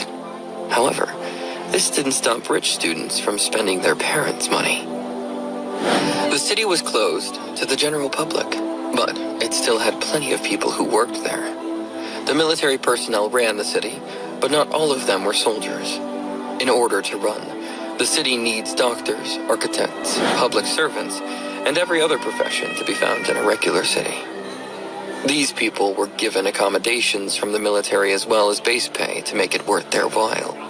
These people weren't fighters. They just worked for the military. A question popped into Quinn's mind as he walked with Vorden. Hey, Vorden, I know you said your ability resets every day, but since when can you use 2 abilities? Vorden shrugged. I didn't mention it. That's nothing. Some in my family can wield 3 at once. Quinn's eyes widened. Really? How does that work? Vorden looked away. I can't really tell you the family secrets, Quinn. Either you become part of the family, or I'd have to kill you. Quinn wasn't sure if Vorden was joking, so he kept his mouth shut. Vorden laughed. Relax. It was a joke. I honestly can't tell you anything, though. Original rules and all. Vorden belonged to one of the original families that had decided to keep their ability to themselves. The Blades were the only ones who knew how to copy other people's abilities. Vorden wasn't allowed to talk to anyone about how the ability worked. Quinn couldn't keep his curiosity to himself. I get all of that. I just want to understand how you're able to use an ability you've never used before so well. Vorden waved for Quinn to follow him. Let me show you something. Vorden led Quinn down the street until they arrived at an arcade. Whoa. They stepped inside. Shelves overflowed with games and accessories, and in the back stood a sleek VR pod designed for in-store demos. Vorden pointed at the machine. See that thing? I grew up with it. Quinn blinked. What? At first, he was confused. But then Quinn remembered Leo mentioning something about a VR game popular with students. Leo mentioned that I'd get fighting experience with a certain VR game. Was this what he was talking about? Vorden pointed at the VR console. There's a game called Power Fighter. It's popular both in the military and out in the civilian world. The concept is simple. 2 people fight in an empty room until one loses. Quinn thought he understood it, but Vorden held up a finger. His explanation wasn't done. The capsule records your body's real-world attributes. You can do anything in the game that you can do in reality. The only difference is your actual ability. Quinn stepped up to the capsule and placed his hand on the sensor. He didn't want to wait around anymore. He wanted to try it out for himself. Vorden also placed a hand on the capsule. As soon as he did, a notification popped up. The machine broadcast to the whole room. Welcome user ID, VB copy. Vorden's profile appeared on the screen. Vorden moved past the stats before Quinn could get a closer look. Clearly, Vorden wanted to keep his skill private. Next, he opened the ability tab. The list looked endless. Quinn grew confused. I thought you said the game couldn't record powers. Vorden shook his head, not looking at Quinn. I can't. It's just a training tool. It has every public ability shared with the world. Original abilities aren't available. However, I can select any available ability. Even if I can't perform it in the real world, I can practice with it in the game. Quinn smiled. So that's how he's so skilled with different abilities. This game was basically tailor-made for someone with his ability. Quinn knew most people only picked their own ability, since they wanted to improve their expertise. He didn't understand why the game would bother giving people more options. Vorden pulled up the list of servers in the game. This game is huge at other military schools. The military even built private servers so that only students can connect. You can still play with the outside world, but the military setup ensures fair matches. Quinn realized how useful this was for him. He could practice with other students while keeping his anonymity. No one would have to know how strong Quinn really was. Quinn wanted to buy this VR game for himself. However, he noticed a very steep price tag attached to the gaming console. If it's this expensive to play at the arcade, just how expensive is it to own one? There's no way I'll be able to afford it. Vorden laughed, seeing the look on Quinn's face. Hey man, don't worry about it. You don't need to buy one yourself. The Academy has a room full of them. Quinn sighed in relief. Really? Vorden cracked his neck in excitement. Actually, since we're here, why don't we take it for a spin? My treat.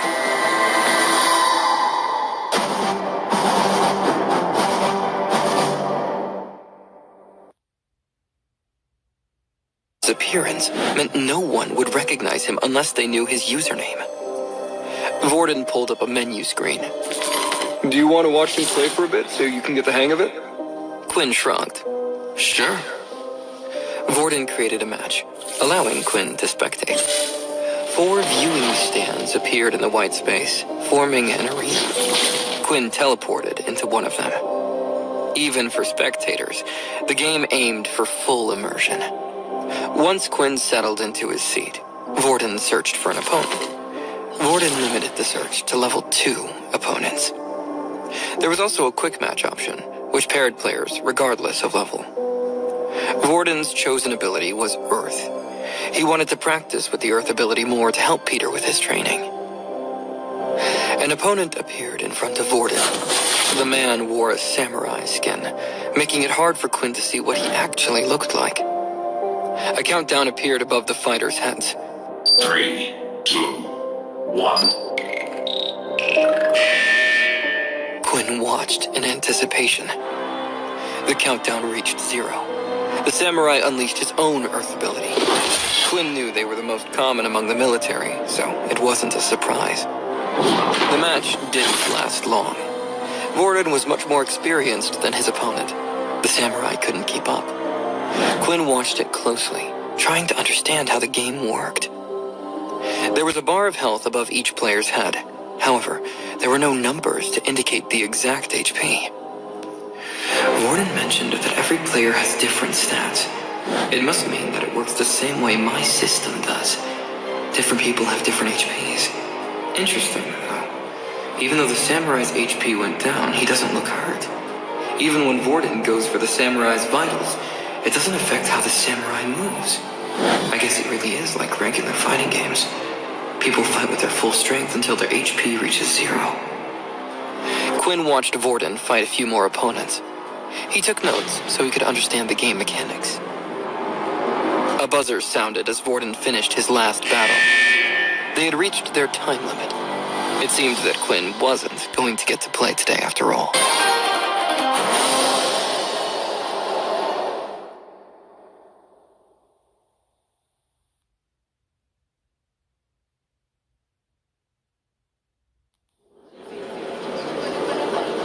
It was getting late, and the school's curfew loomed large in Quinn's mind. Quinn and Vorden decided to head back to their dorm. When they arrived, they noticed that the lights were out, and Peter was already in the room, fast asleep. Quinn worried for his friend. Does he look okay? Vorden bent over to see if there were any marks on Peter's body. Yeah, he seems fine, but even if he got injured, he would have gone to see Dr. Haley, so it's hard to know. Quinn nodded. True. Let's keep an eye on him. Those higher levels looked sketchy to me. Vorden cleared his throat loudly, looking at Quinn. Quinn laughed. Of course, not all higher levels are sketchy. You're an exception. While Peter and Vorden slept, Quinn stayed awake, messing with his system. He rewatched tutorial videos for Hammer Strike. He didn't have the agility points to unlock Flash Step yet, but Hammer Strike was within reach. The blonde instructor in the video broke it down step by step, even describing the sensations the user should feel. Everything played in slow motion, making each movement crystal clear. Quinn watched the video repeatedly, determined to master its technique and try it in the VR game tomorrow. Once he felt confidence in the steps, he finally shut his eyes and drifted to sleep.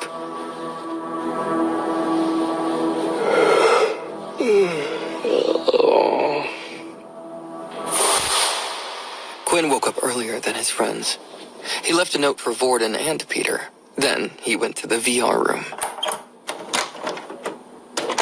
He wanted to test out what he learned from watching Vorden yesterday. The room looked emptier than the night before. Quinn figured this would be the case. It was early. Students were still waking up. Quinn spent 20 credits for 2 hours of gaming. He didn't use his credits for much these days. Even snacks didn't taste very good anymore. A side effect of drinking blood was that food just tasted bland to him. No matter what he ate, it lacked flavor. Only blood tasted like anything. Quinn worried he'd get addicted to the taste of blood. It made him stronger, which only made it more appetizing. He could easily be lured into neglecting to eat in favor of drinking blood. Before climbing into the capsule, Quinn noticed students carrying their beast weapons. Vorden's opponents hadn't used any, but Quinn had seen a few students wielding them out in the lobby. That meant the game likely recognized their power. Beside the capsule, he spotted a rectangular box labeled Beast Weapons. That confirmed it. He removed his gauntlets and placed them inside. Scan complete. The beast weapon may now be used with the capsule.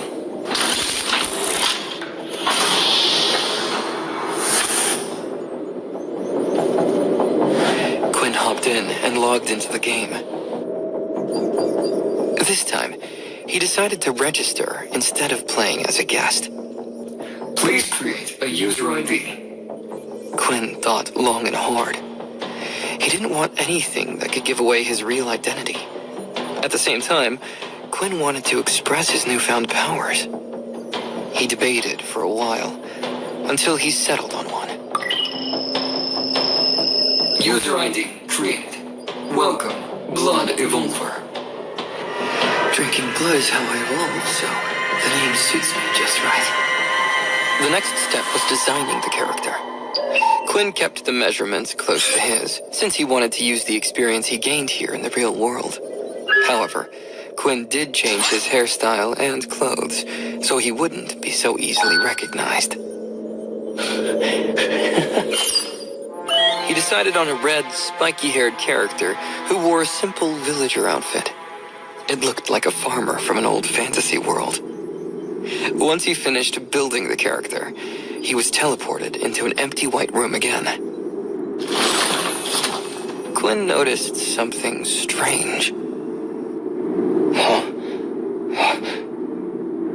When he tried to bring up his stats through his own ability system, they actually came up. Even in the VR game, he could bring up his quests and skills. Interesting. I wonder if everything works the same in here. Let me try something.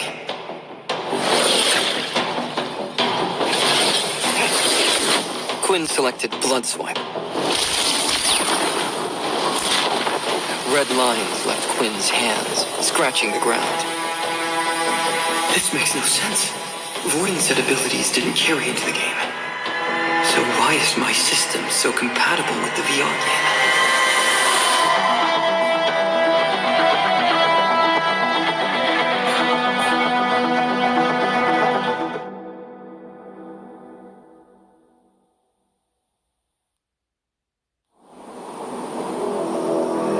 After discovering that Blood Swipe worked in the VR game, Quinn quickly opened his system to check his stats. Unlike the real world, where the skill would cost him 1 HP, everything remained the same inside the game. Is it because the skill doesn't use real blood here?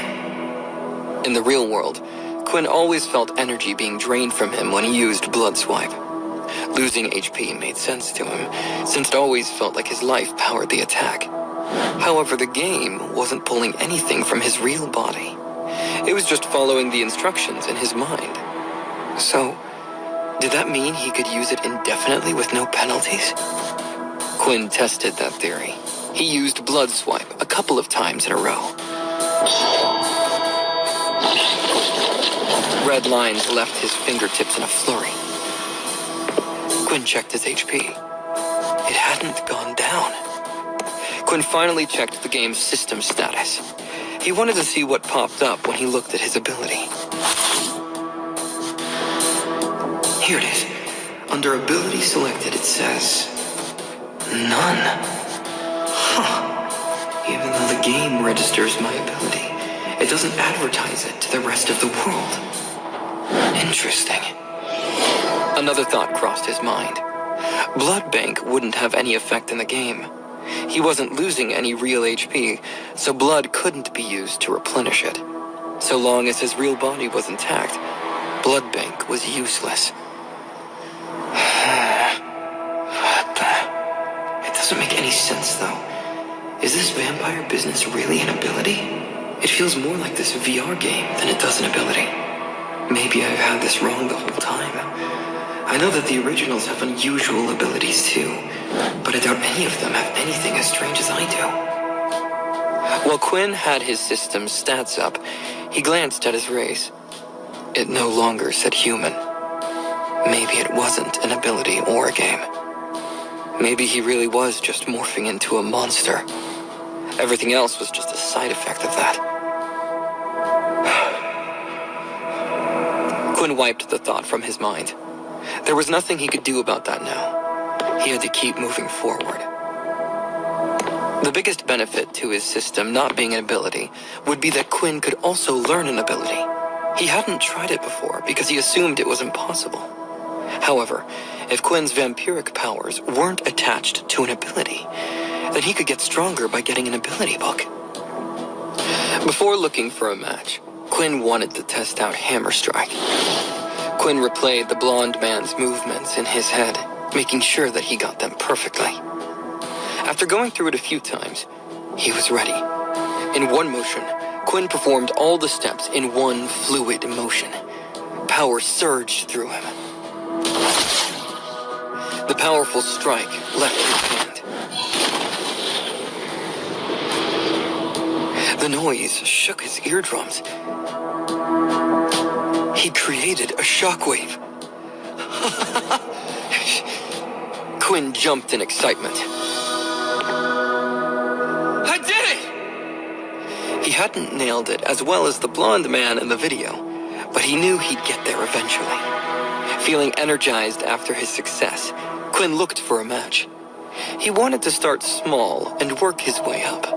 Quinn looked for a level 1 ability user to start him off. I know I'm probably not a level 1 anymore. If I had to guess, I'd say I'm a level 2.5. But I'm still new at this game. I don't want to fight against anyone too strong yet. Once the game found him an opponent, Quinn teleported to another arena. The countdown started right away.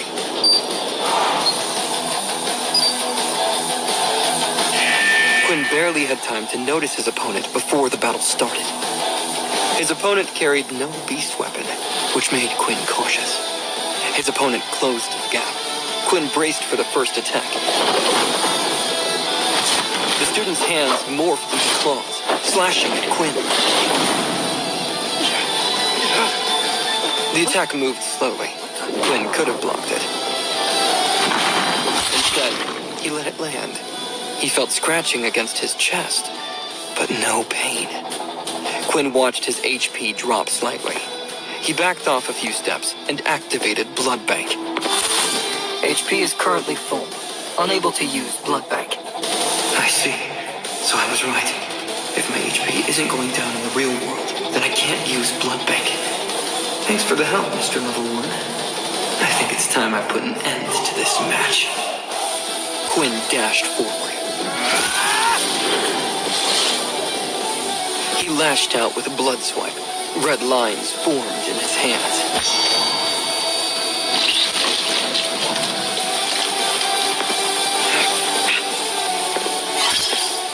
Quinn hit the student twice with a blood swipe. The student tried to block with his claws, but Quinn shattered them with his attacks. The student's HP went down drastically. Quinn knew he could finish the fight with a barrage of blood swipes, but he didn't. He came here to train his fighting skills. In the real world, he couldn't solve every fight with unlimited blood swipes. The student's claws regenerated. He swung at Quinn's face. Quinn ducked, avoiding the attack. He punched the student in the stomach, then followed it up with an uppercut. The student looked dazed, so Quinn put an end to it by using blood swipe again.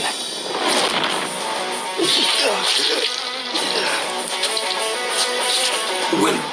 Blood Evolver. Quinn's own system delivered a message to him. Opponent has been defeated. 25 XP has been earned. 305 out of 400 XP. I get experience from defeating people in the game too. Perfect! This is gonna work out really well for me.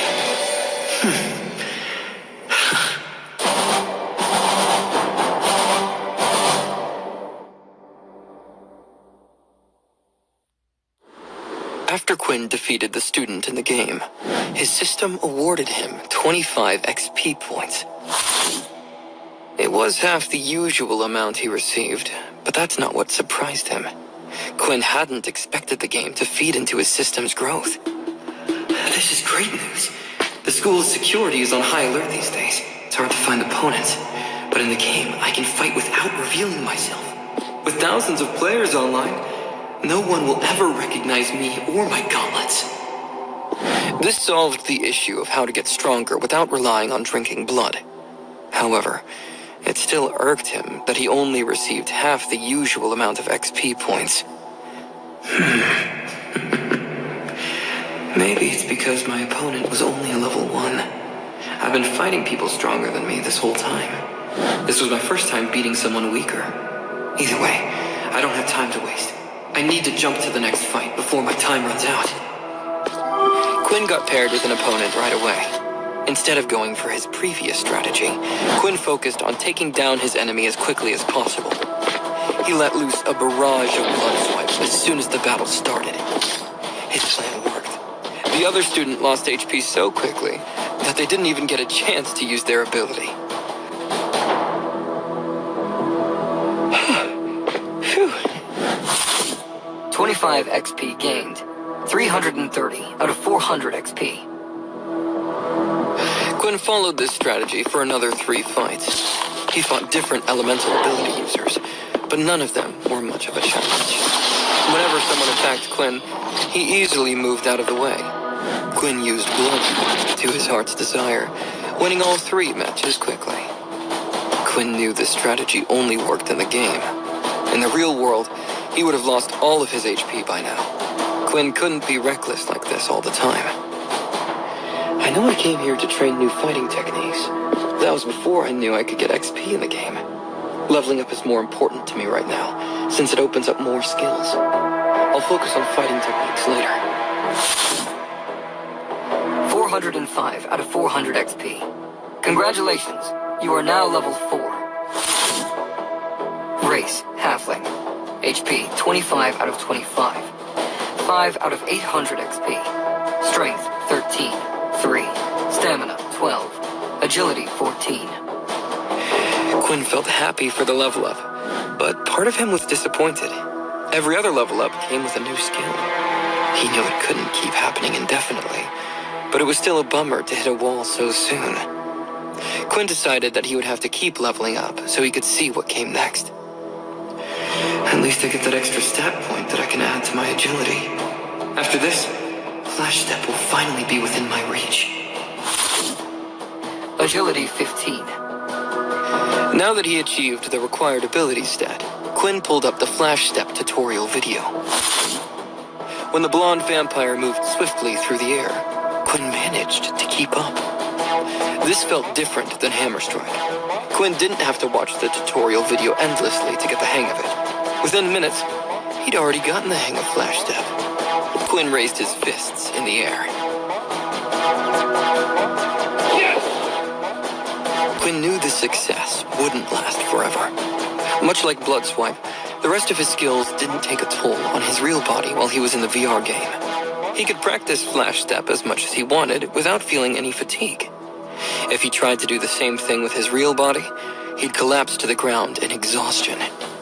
Quinn tried to keep that in mind, so he didn't get too cocky. With his new skill, Quinn decided to take a chance. Instead of fighting a weaker opponent, he clicked on Quick Match. This would randomize who Quinn would fight against.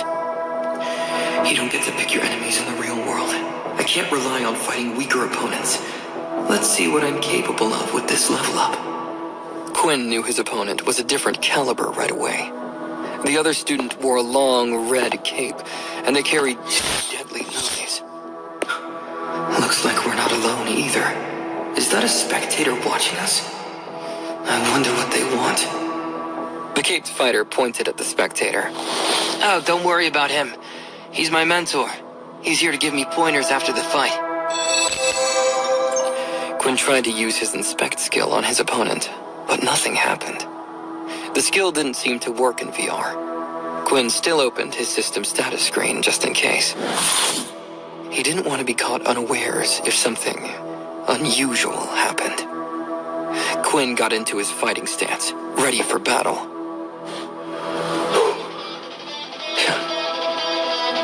3, 2, 1, fight. The caped fighter flipped out his daggers, firing 2 wind blades. They were fast and deadly, much like Quinn's blood swipes, except the caped fighter had much better range. Quinn reciprocated with his blood swipes. The 2 attacks clashed in the middle of the room, negating each other. The caped fighter cocked his head. A red attack? I've never seen an ability like this before. Am I missing something? The caped fighter looked to his mentor, but the spectator looked just as confused. Quinn charged forward. His ability required him to be in close range. The caped fighter threw wind strikes to stop Quinn. Quinn responded with blood swipes, negating the attacks. Quinn sent out 2 more blood swipes, intending to sneak through the caped fighter's defenses. However, the other student flipped his cape, blocking both blood swipes. Quinn grinned. So he's wearing beast armor. There's not a scratch on him. He must be pretty high level. The caped man slashed at Quinn. Quinn caught the daggers with his gauntlets. Energy surged around the daggers, turning the blades into wind-empowered swords. They pierced Quinn's shoulders.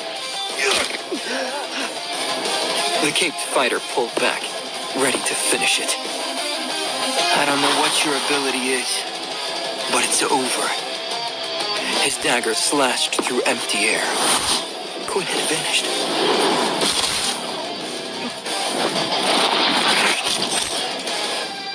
Suddenly, a claw struck from behind, slicing through the caped fighter's stomach. Quinn followed up with lightning-fast blows, tearing him apart. Then, he unleashed 2 blood swipes.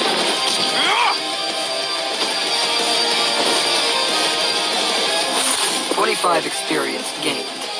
30 out of 800 XP. The caped man's mentor stood up, not believing what he saw. They'd been on a winning streak all morning. This was completely unexpected.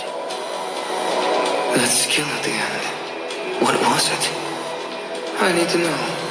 I've never fought someone like him before. Just as Quinn was about to log out and find another match, he heard someone call out to him. The spectator waved to Quinn. Wait, I want to fight you as well. Quinn accepted, not thinking much of it. Little did he know, he was about to face one of the strongest students of a rival military school.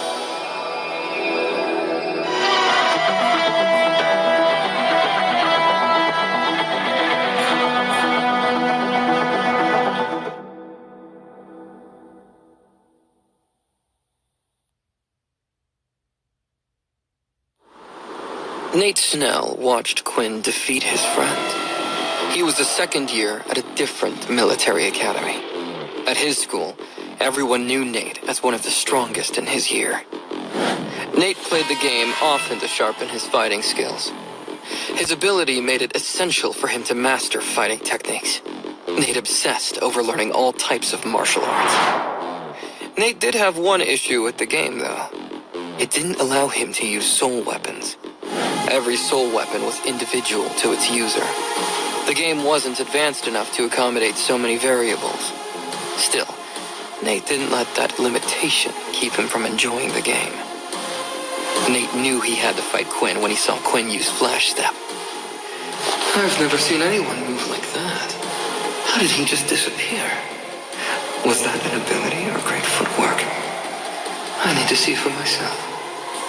Quinn accepted Nate's invitation. Nate immediately added Quinn to his friend list.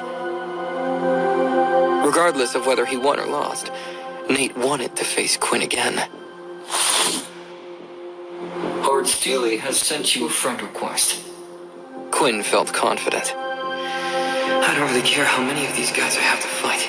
I'm getting so much XP from these fights. Plus, I just beat his friend. I'm sure I can beat him too.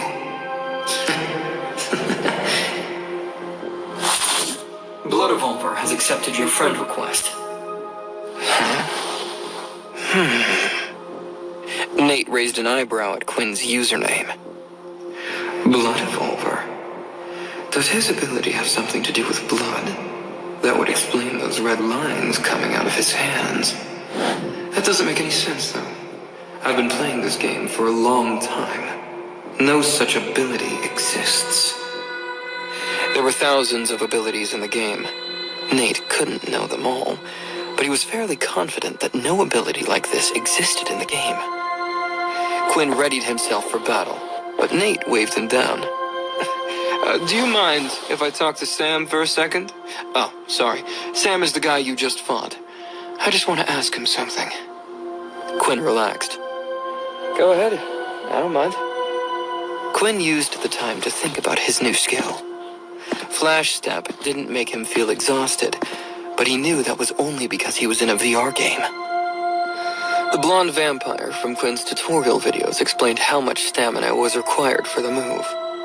Quinn knew he could use Flash Step twice in the real world before he ran out of stamina. I never thought of putting my stat points in stamina, but I can't count on taking my opponents down quickly. When we fought Mono, for instance, I couldn't keep up with all those guys coming after me. Plus, what if I have to fight in the sunlight?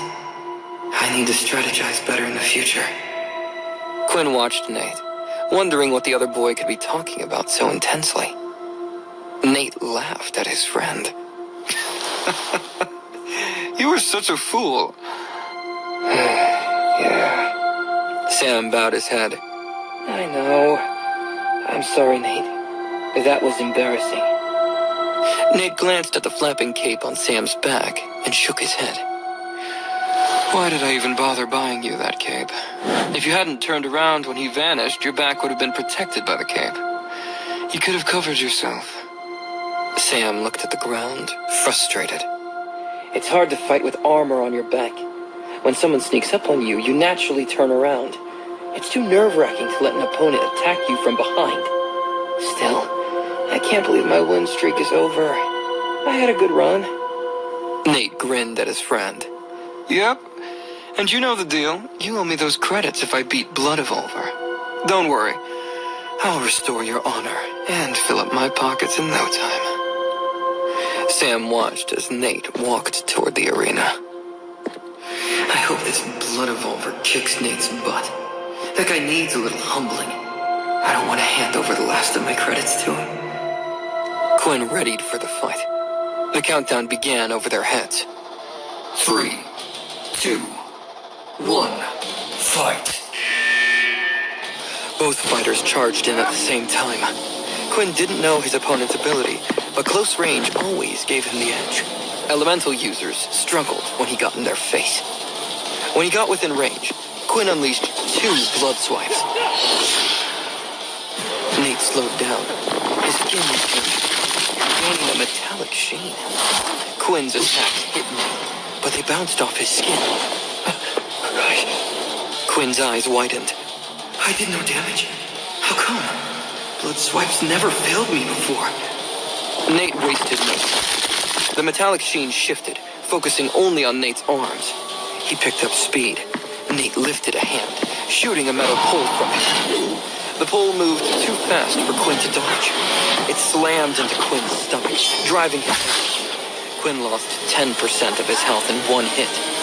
The pole kept growing, pushing him farther as his HP continued to drop. Quinn gritted his teeth, grabbing the pole with both hands, and summoned all his strength to stop it. Nate smiled, impressed. Wow, you're fast and strong. Not bad. Quinn pushed the pole aside. He leaped forward, slashing 4 blood swipes in a row. The pole retracted to Nate's body faster than Quinn could move. Nate formed a metal shield, blocking Quinn's attacks. Once again, the attacks had no effect. Quinn had expected as much. As Nate pulled the metal back, Quinn closed in. He aimed for Nate's head with a punch, but Nate shifted the metal to the exact spot. Quinn landed the hit. His hand hurt like hell, but Nate looked unscathed. Nate grabbed Quinn's fist. He formed the metal pole again with his other hand and slammed it down onto Quinn, knocking him to the ground. Nate took a step back, giving Quinn time to get up. Come on. I saw your last match. You're better than this. Stop holding back. Quinn swore under his breath and got to his feet. He's toying with me. He could have used a metal sword instead of a pole, and the match would be over. This guy is strong. I haven't been kicked around like this in a while. I need to stay calm. Anger isn't going to get me anywhere.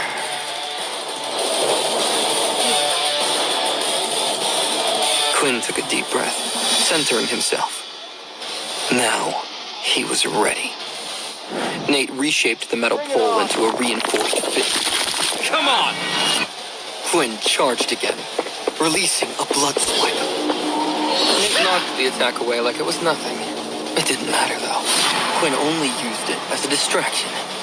When Quinn got close enough, Nate threw a punch, but Quinn used Flash Step just as they were about to connect. Quinn appeared behind Nate. Nate grinned. Too predictable. You think I wouldn't prepare for this after seeing that last fight? My back is already as hard as metal. Instead of punching again, Quinn unleashed Hammer Strike. He stomped on the ground. Nate lost his balance, caught off guard by this new move. Power surged from Quinn's foot up to his fist. Quinn swung with the full force of his technique, hitting the back of his head. The impact echoed across the arena. Both fighters froze for a moment. For the first time, Quinn did serious damage. Nate's eyes widened as his health bar dropped by nearly half. Nate knew he was in real danger. He had to end this quickly.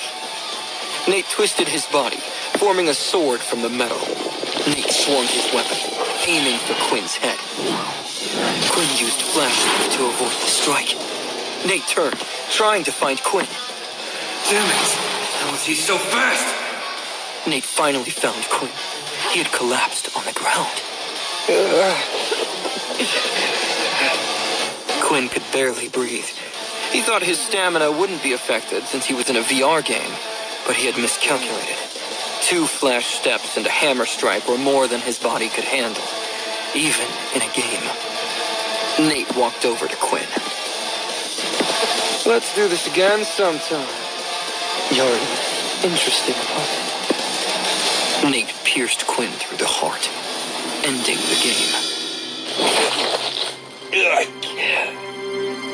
Nate left the battle more excited than ever. Looks like the military tournament is going to be exciting this year.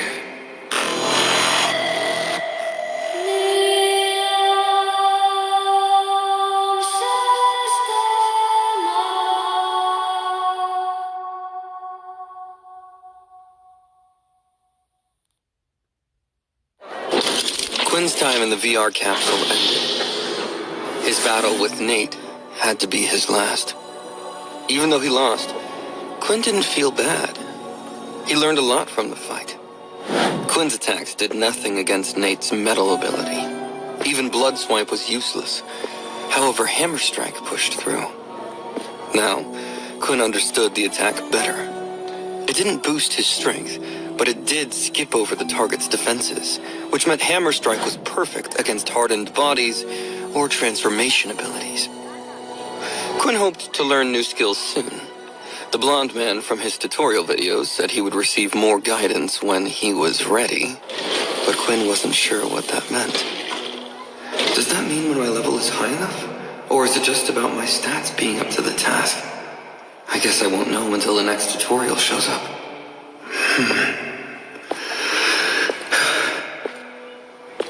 Another thing Quinn learned was how important stamina was. Flash Step was useful, but his body couldn't handle using it too much. On top of that, Quinn knew he wouldn't be able to use it while in direct sunlight. I wonder if I'm using my stat points effectively. Maybe only focusing on being fast and strong isn't doing me any favors. Should I be putting more points into stamina? Quinn pressed buttons on his watch, setting up a meeting with Layla. He needed to understand certain things better, and he'd need her help to do it. It was Sunday, and Quinn had the rest of the day off before military lessons resumed. The morning sun beat down as he stood outside the school gates, patiently waiting for Layla. Quinn still wore his school uniform. It was the only clothing he had left. He'd long since outgrown his old clothes. It wasn't like Quinn had the money to spend on new clothes either. His clothes were already drenched in sweat. This damn sun.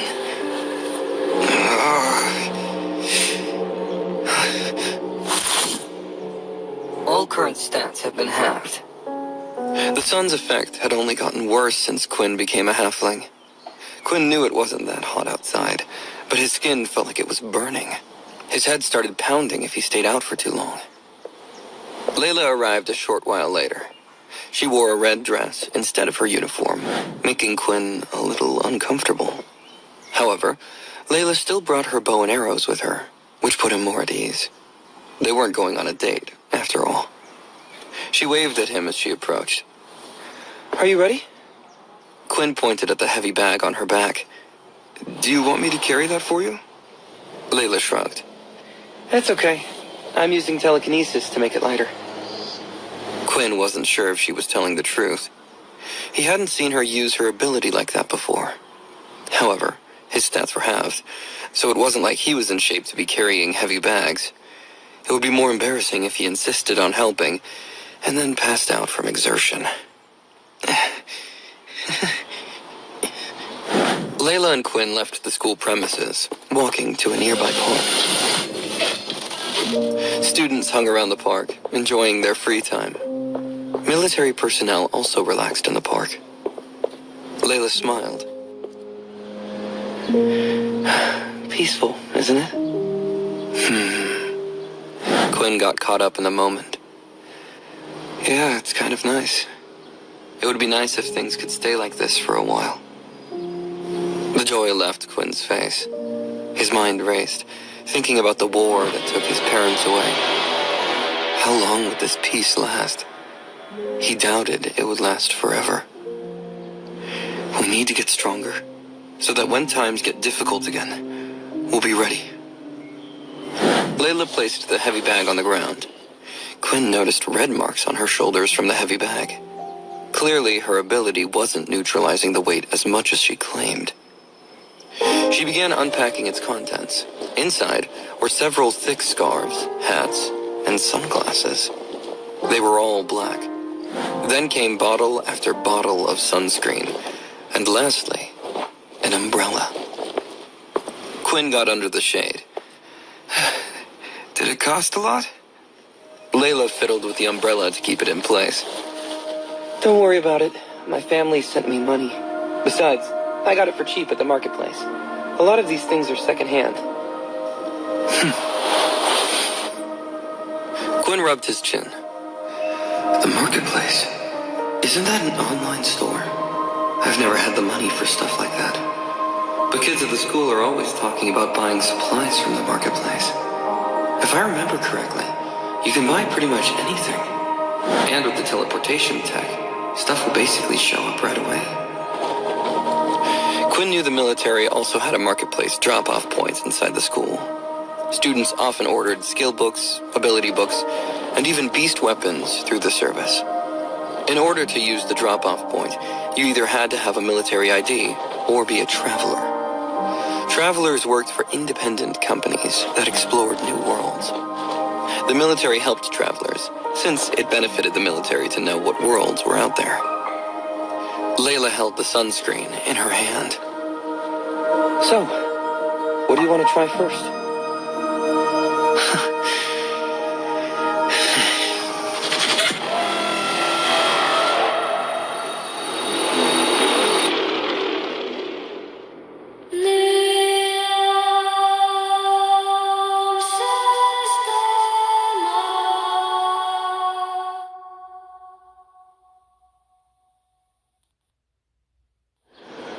Quinn and Layla had met at the park with a purpose. It wasn't just for a peaceful day out. Quinn needed to solve a problem. Quinn often found Layla a bit obsessive, but today her quirky knowledge came in handy. She'd grown up reading about vampires, and Quinn had asked her to bring everything she thought might help him. His goal was simple: to reduce the sun's damage to his body. Quinn didn't know if he could stop the effect altogether, but he figured it could at least be managed better. Layla agreed to try. Most of the things Quinn noticed made sense. However, a few stuck out as odd. Is that a cross? And did she really bring garlic? Layla blushed. Those are for later. It might be silly, but we're better off making sure. Can you imagine getting weak in the middle of a fight against someone wearing a cross? You want to make sure you know your weaknesses before you're in a fight. Quinn sighed, conceding her point. All right. But why don't we start with the umbrella first? We can save the garlic for later. The umbrella opened with a snap. It was solid black, meant to block out as much sunlight as possible. Quinn adjusted it until he stood fully in the shadow. Stats have returned to normal. Quinn relaxed, his headache disappearing. It worked. As long as he stayed completely out of the sunlight, his body returned to normal. Quinn poked a finger out from under the umbrella, wanting to test how much shade he needed. As soon as sunlight touched his fingertip, a notification appeared in front of him. You're being affected by direct sunlight. All stats will be halved. Layla watched him, waiting to hear the results. Well? Quinn grinned. You're a genius. It worked, though even a little bit of sunlight makes me feel sluggish again. It's not a perfect solution. I can't bring the umbrella into a fight with me, but it does mean that I don't have to feel terrible every time I leave the building. I need to make sure to keep an umbrella with me from now on. Layla pointed at the umbrella. That's a special umbrella. It blocks UV from the sun. It doesn't block out everything, though. More like 90%. I'm kind of surprised it worked. Quinn raised an eyebrow. Are UV rays the reason I feel like this? I thought it was just the sun. Layla groaned, frustrated. It's hard to know. Vampire lore is all over the place. We just have to hope that the myths are based on something real. Why don't we try the sunscreen next? If UV rays are the problem, sunscreen should help. Layla squirted some of the cream in her hands. She approached Quinn. You ready? Quinn's cheeks flushed. Out of uniform, Layla actually looked kind of cute. Sure, she was a little too into vampires, but everyone had their geeky obsessions. Quinn felt something cold on his leg. Layla took his silence as consent. She began slathering sunscreen all over him. After covering every visible patch of skin, she placed sunglasses over his eyes. I can't put sunscreen on your eyeballs, so this is the best I can do. Quinn then stepped into the sunlight. Unlike the umbrella, the sunscreen did nothing to keep his stats from halving. Quinn's headache returned with a vengeance. Nope. Sunscreen is a bust. Layla pondered the results. It must not be the UV rays then. The umbrella blocks the sunlight, but not the UV rays. The sunscreen blocks the UV rays, but not the sunlight. That means there must be a property in direct sunlight that we don't know about. That's what's making you weak. Quinn sighed in relief. I'm glad. As useful as it would be to walk out in sunlight, I don't want to start every day having to cover my body in sunscreen. I don't even know where I'd get the credits to keep buying new bottles. It's not like my opponent would let me take a sunscreen break if it started to wear off. Layla pulled out all the clothes from her bag. This was the test Quinn dreaded the most. He was already sweating buckets. The last thing he wanted to do was put on a thick layer of clothes. But he knew he had to try. Quinn slipped on a thick black sweater, heavy trousers, black boots, and leather gloves. Finally, he topped it off with a tall black top hat. Layla couldn't look at him. He looked absolutely ridiculous. She tried to hold back her giggles. So, any progress? Quinn shook his head. No, not yet anyway. She nodded, handing him more clothes. Well, we might as well try the rest.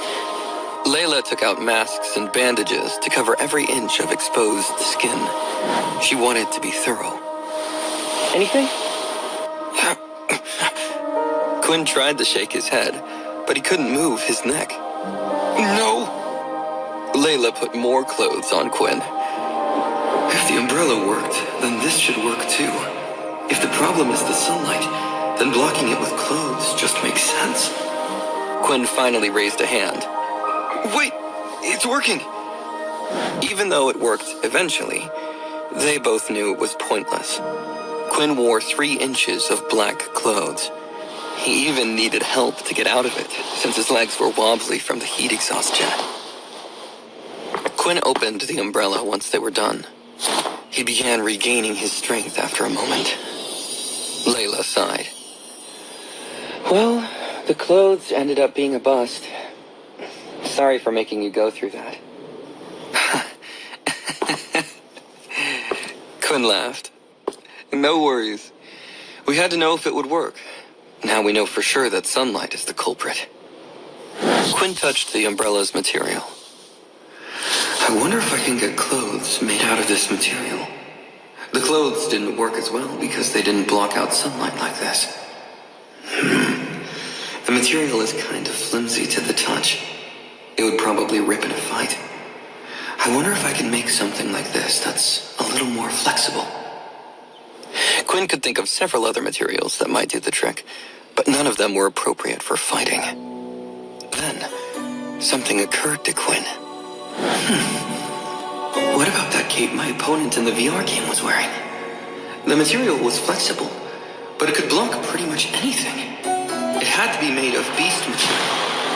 I wonder if I could track down the beast and make a suit out of it. That way, I could use it for combat too. Quinn smiled to himself. He couldn't wait until they got to use a portal. He needed to start hunting beasts as soon as possible.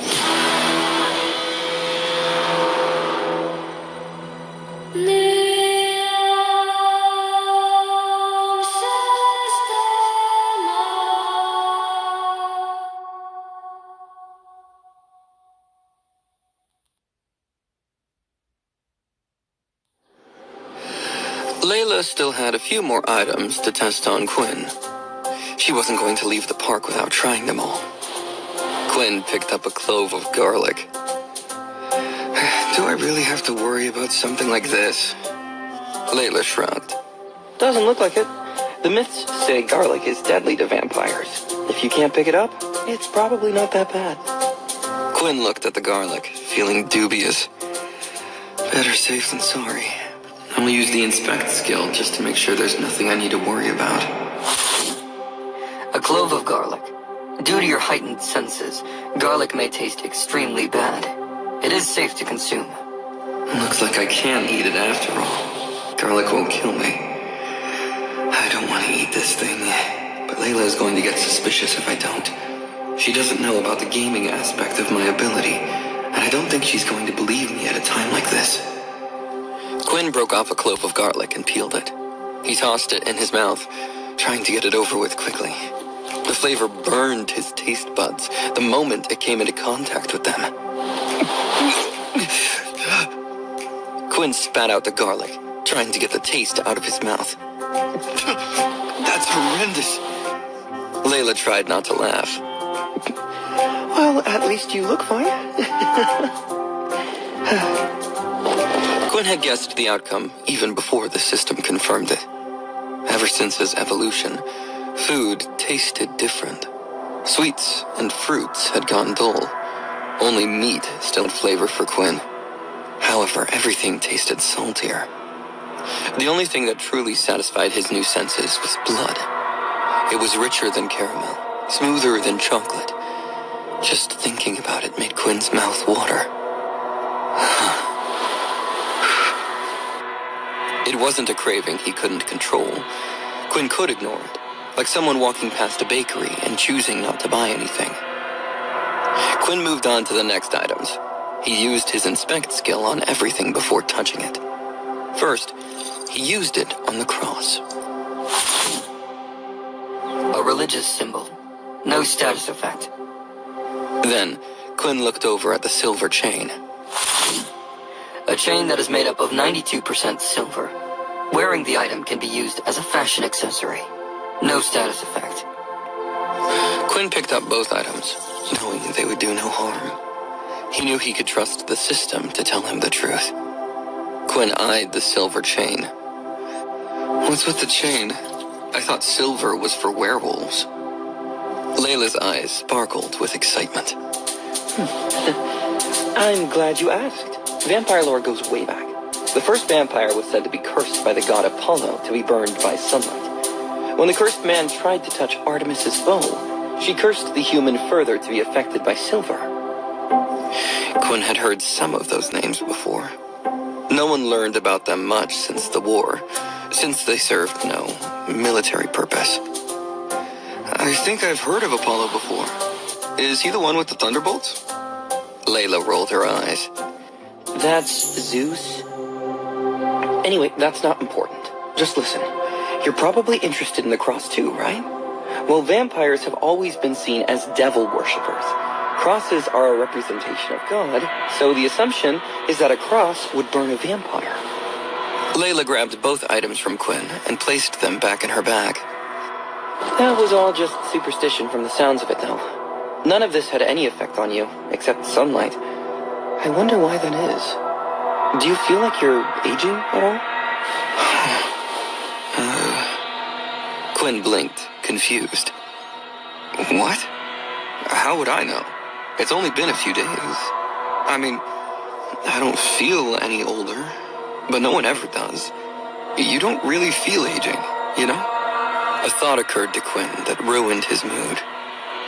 Wait, am I going to stay young forever? I know a lot of people would want that, but that's the worst thing imaginable for me. Everyone would find out about my powers sooner or later. With the test over, it was time for the two of them to head back to their rooms. Quinn decided to see if Vorden and Peter wanted to hang out. Quinn needed to get his mind on something else. He kept picturing himself staying the same while everyone else got older.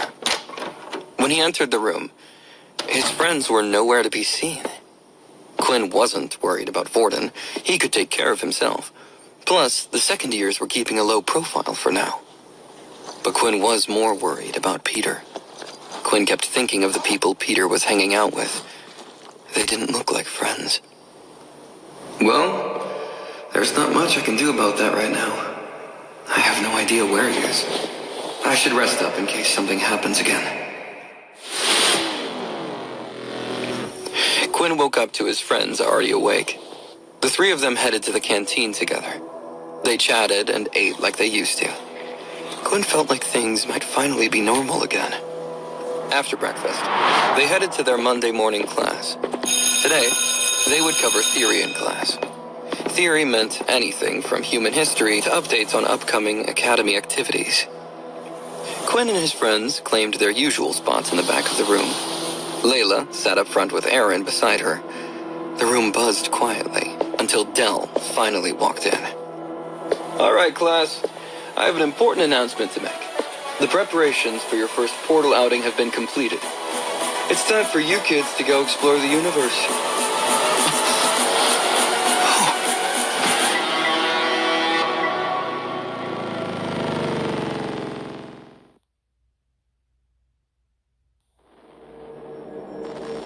Dell had to explain how portals worked before he could brief the students on the training ahead. Most students would be using a portal for the first time, after all. Portals allowed humans to travel to and from locations they had previously visited. Most often, people used them to reach other planets. Humanity had acquired this technology after taking down its first donkey ship and discovering a portal on board. Legendary scientist Dr. Richard Eno was able to reverse engineer the technology to work for humans.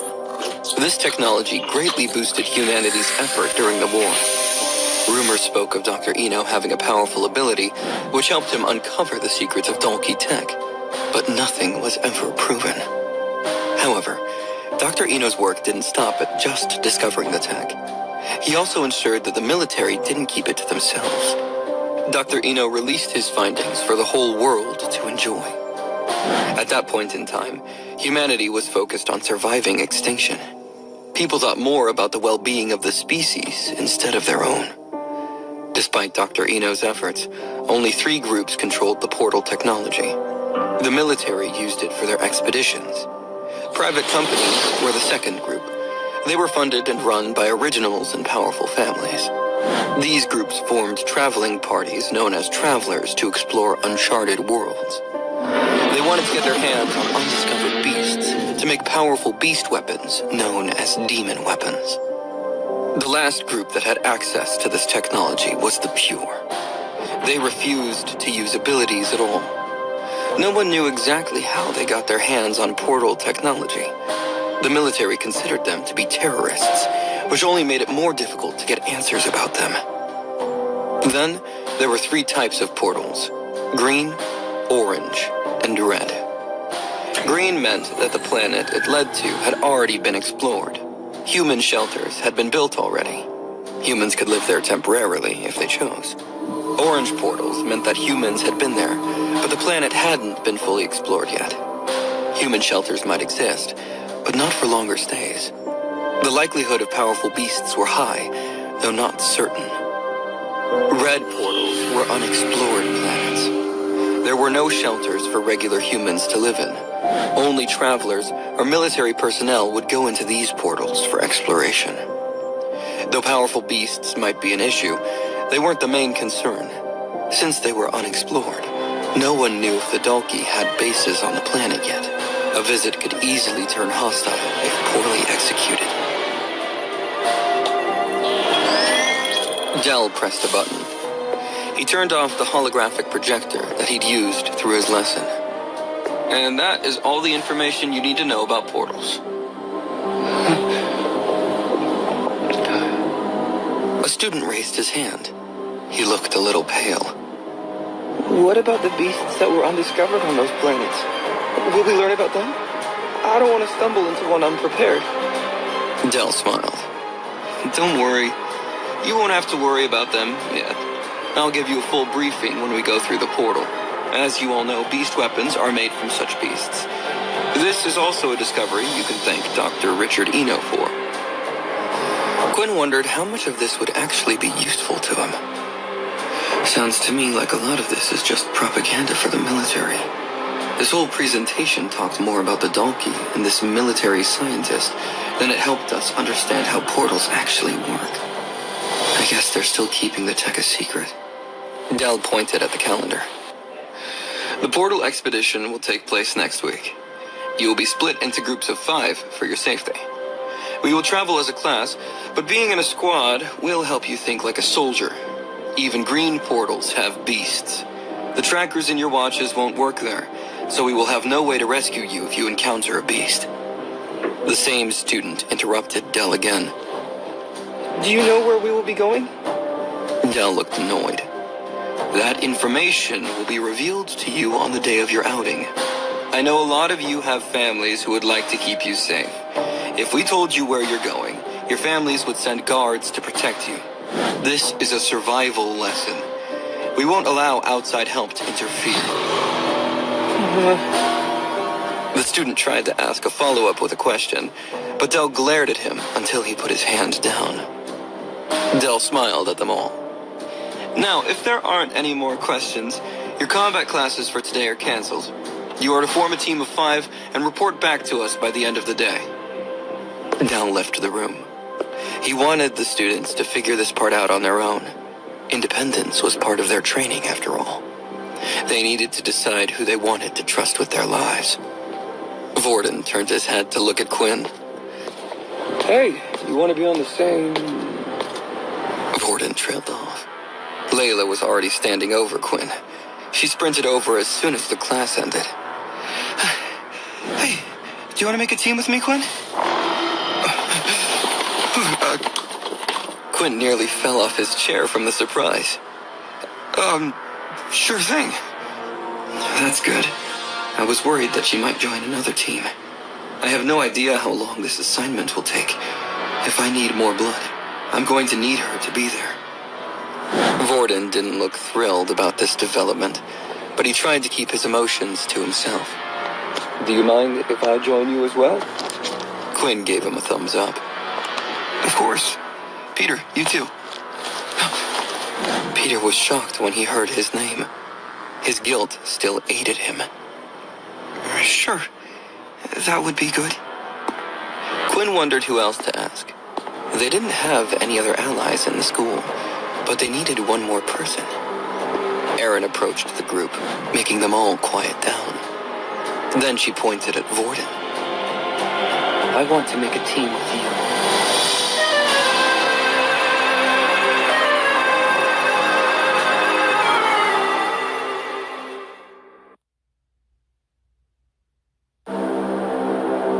Quinn and his group stared in disbelief when Erin approached Vorden. In Dell's class, Erin ranked as the strongest student. Everyone wanted her on their team. Lately, she kept to herself. She was obsessed with becoming stronger. Vorden cleared his throat, embarrassed. I'm sorry, but I've already decided to team up with these guys. Vorden's response astonished everyone. They had seen Vorden fight against the second years. He proved he was at least on par with Erin. Together, they would create a strong team. Erin scrutinized Quinn, Layla, and Peter. Who are they? Layla blinked. What? We took the test together. I sit next to you in class. Erin looked confused. She never remembered faces, especially of weaklings. Erin looked over at Quinn, recognition finally dawning on her. Oh, right. That's the level 1 who held his own against the second years. He even managed to use a beast stone pretty well. Still, that doesn't make up for being such a low-level ability user. She turned to face Vorden again, dismissing the rest. Why would you waste your time with these weaklings? If we combine our strengths with a few other high-level students, our grades would benefit. Assessments and portal outings would definitely impact final grades. Those grades could determine everything after graduation, from landing a spot with a top company to being destitute. Vorden shrugged. I don't care about grades. I want to have fun while I'm still in school. Erin crossed her arms. Fine. I'll accept the weird girl and the pale boy, but I won't accept him. She pointed at Peter. Peter's heart pounded with fear as Erin's words echoed in his mind. Being excluded from Vorden's team would put him in a dire situation. Vorden laughed, waving her away. Why do we need you anyway? Layla raised a hand, stopping him before he got carried away. Wait a minute. I think she would be a good addition to the team. Vorden, doesn't your ability rely on those around you to be strong? The beasts don't have abilities, so you'd need to rely on us. We don't exactly have strong abilities. Quinn sighed. Sorry, Layla, but I agree with Vorden. I don't care how strong she is. She can't just barge in here and decide who gets to stay. Aaron, you can join our team, but Peter stays. I want her to join our team, but I'm not betraying my friends to get in her good graces. If I start doing that now, I'll end up like everyone else in this rotten world who will do anything for power. Aaron glanced around the room. She really wanted to find someone else who showed promise. However, no one came close to what she saw when Vorden fought Mono. Aaron sighed, frustrated. Fine. I will join you. But I want the 5 of us to retest our ability scores. We can visit the training center. I believe they have the same machines we had during our test. Layla and Quinn exchanged worried glances. The 5 of them headed to the training center. It was the same place where Layla first saw Quinn sneaking in. Inside, students from every class packed the space. They were all eager to test their powers and prepare for the upcoming assessment. Vorden looked around, confused. What do you want us to do? Aaron nodded toward the testing equipment. I've seen your powers already, Vorden, but I don't remember the rest of you. Maybe the girl can start with the strength machine. Layla stepped up to the large circular strength machine. She used her telekinesis to enhance her punch. The machine displayed an 8. Layla groaned. Damn it. I thought I got stronger for sure. I guess I'm still only an 8. Aaron shrugged. You're weak for a level 2, but your bow implies ranged attacks. If that's the case, you don't have to be strong. You might be useful for the team after all.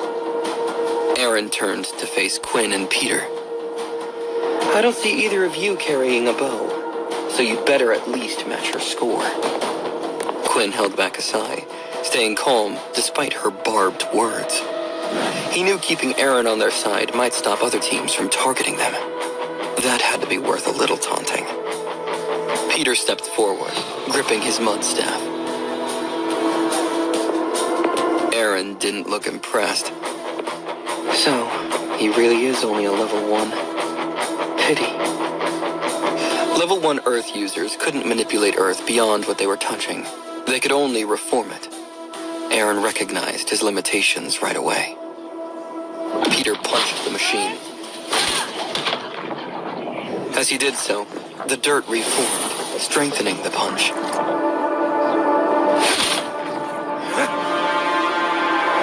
The machine's numbers climbed, eventually stopping at 8, the same score as Layla.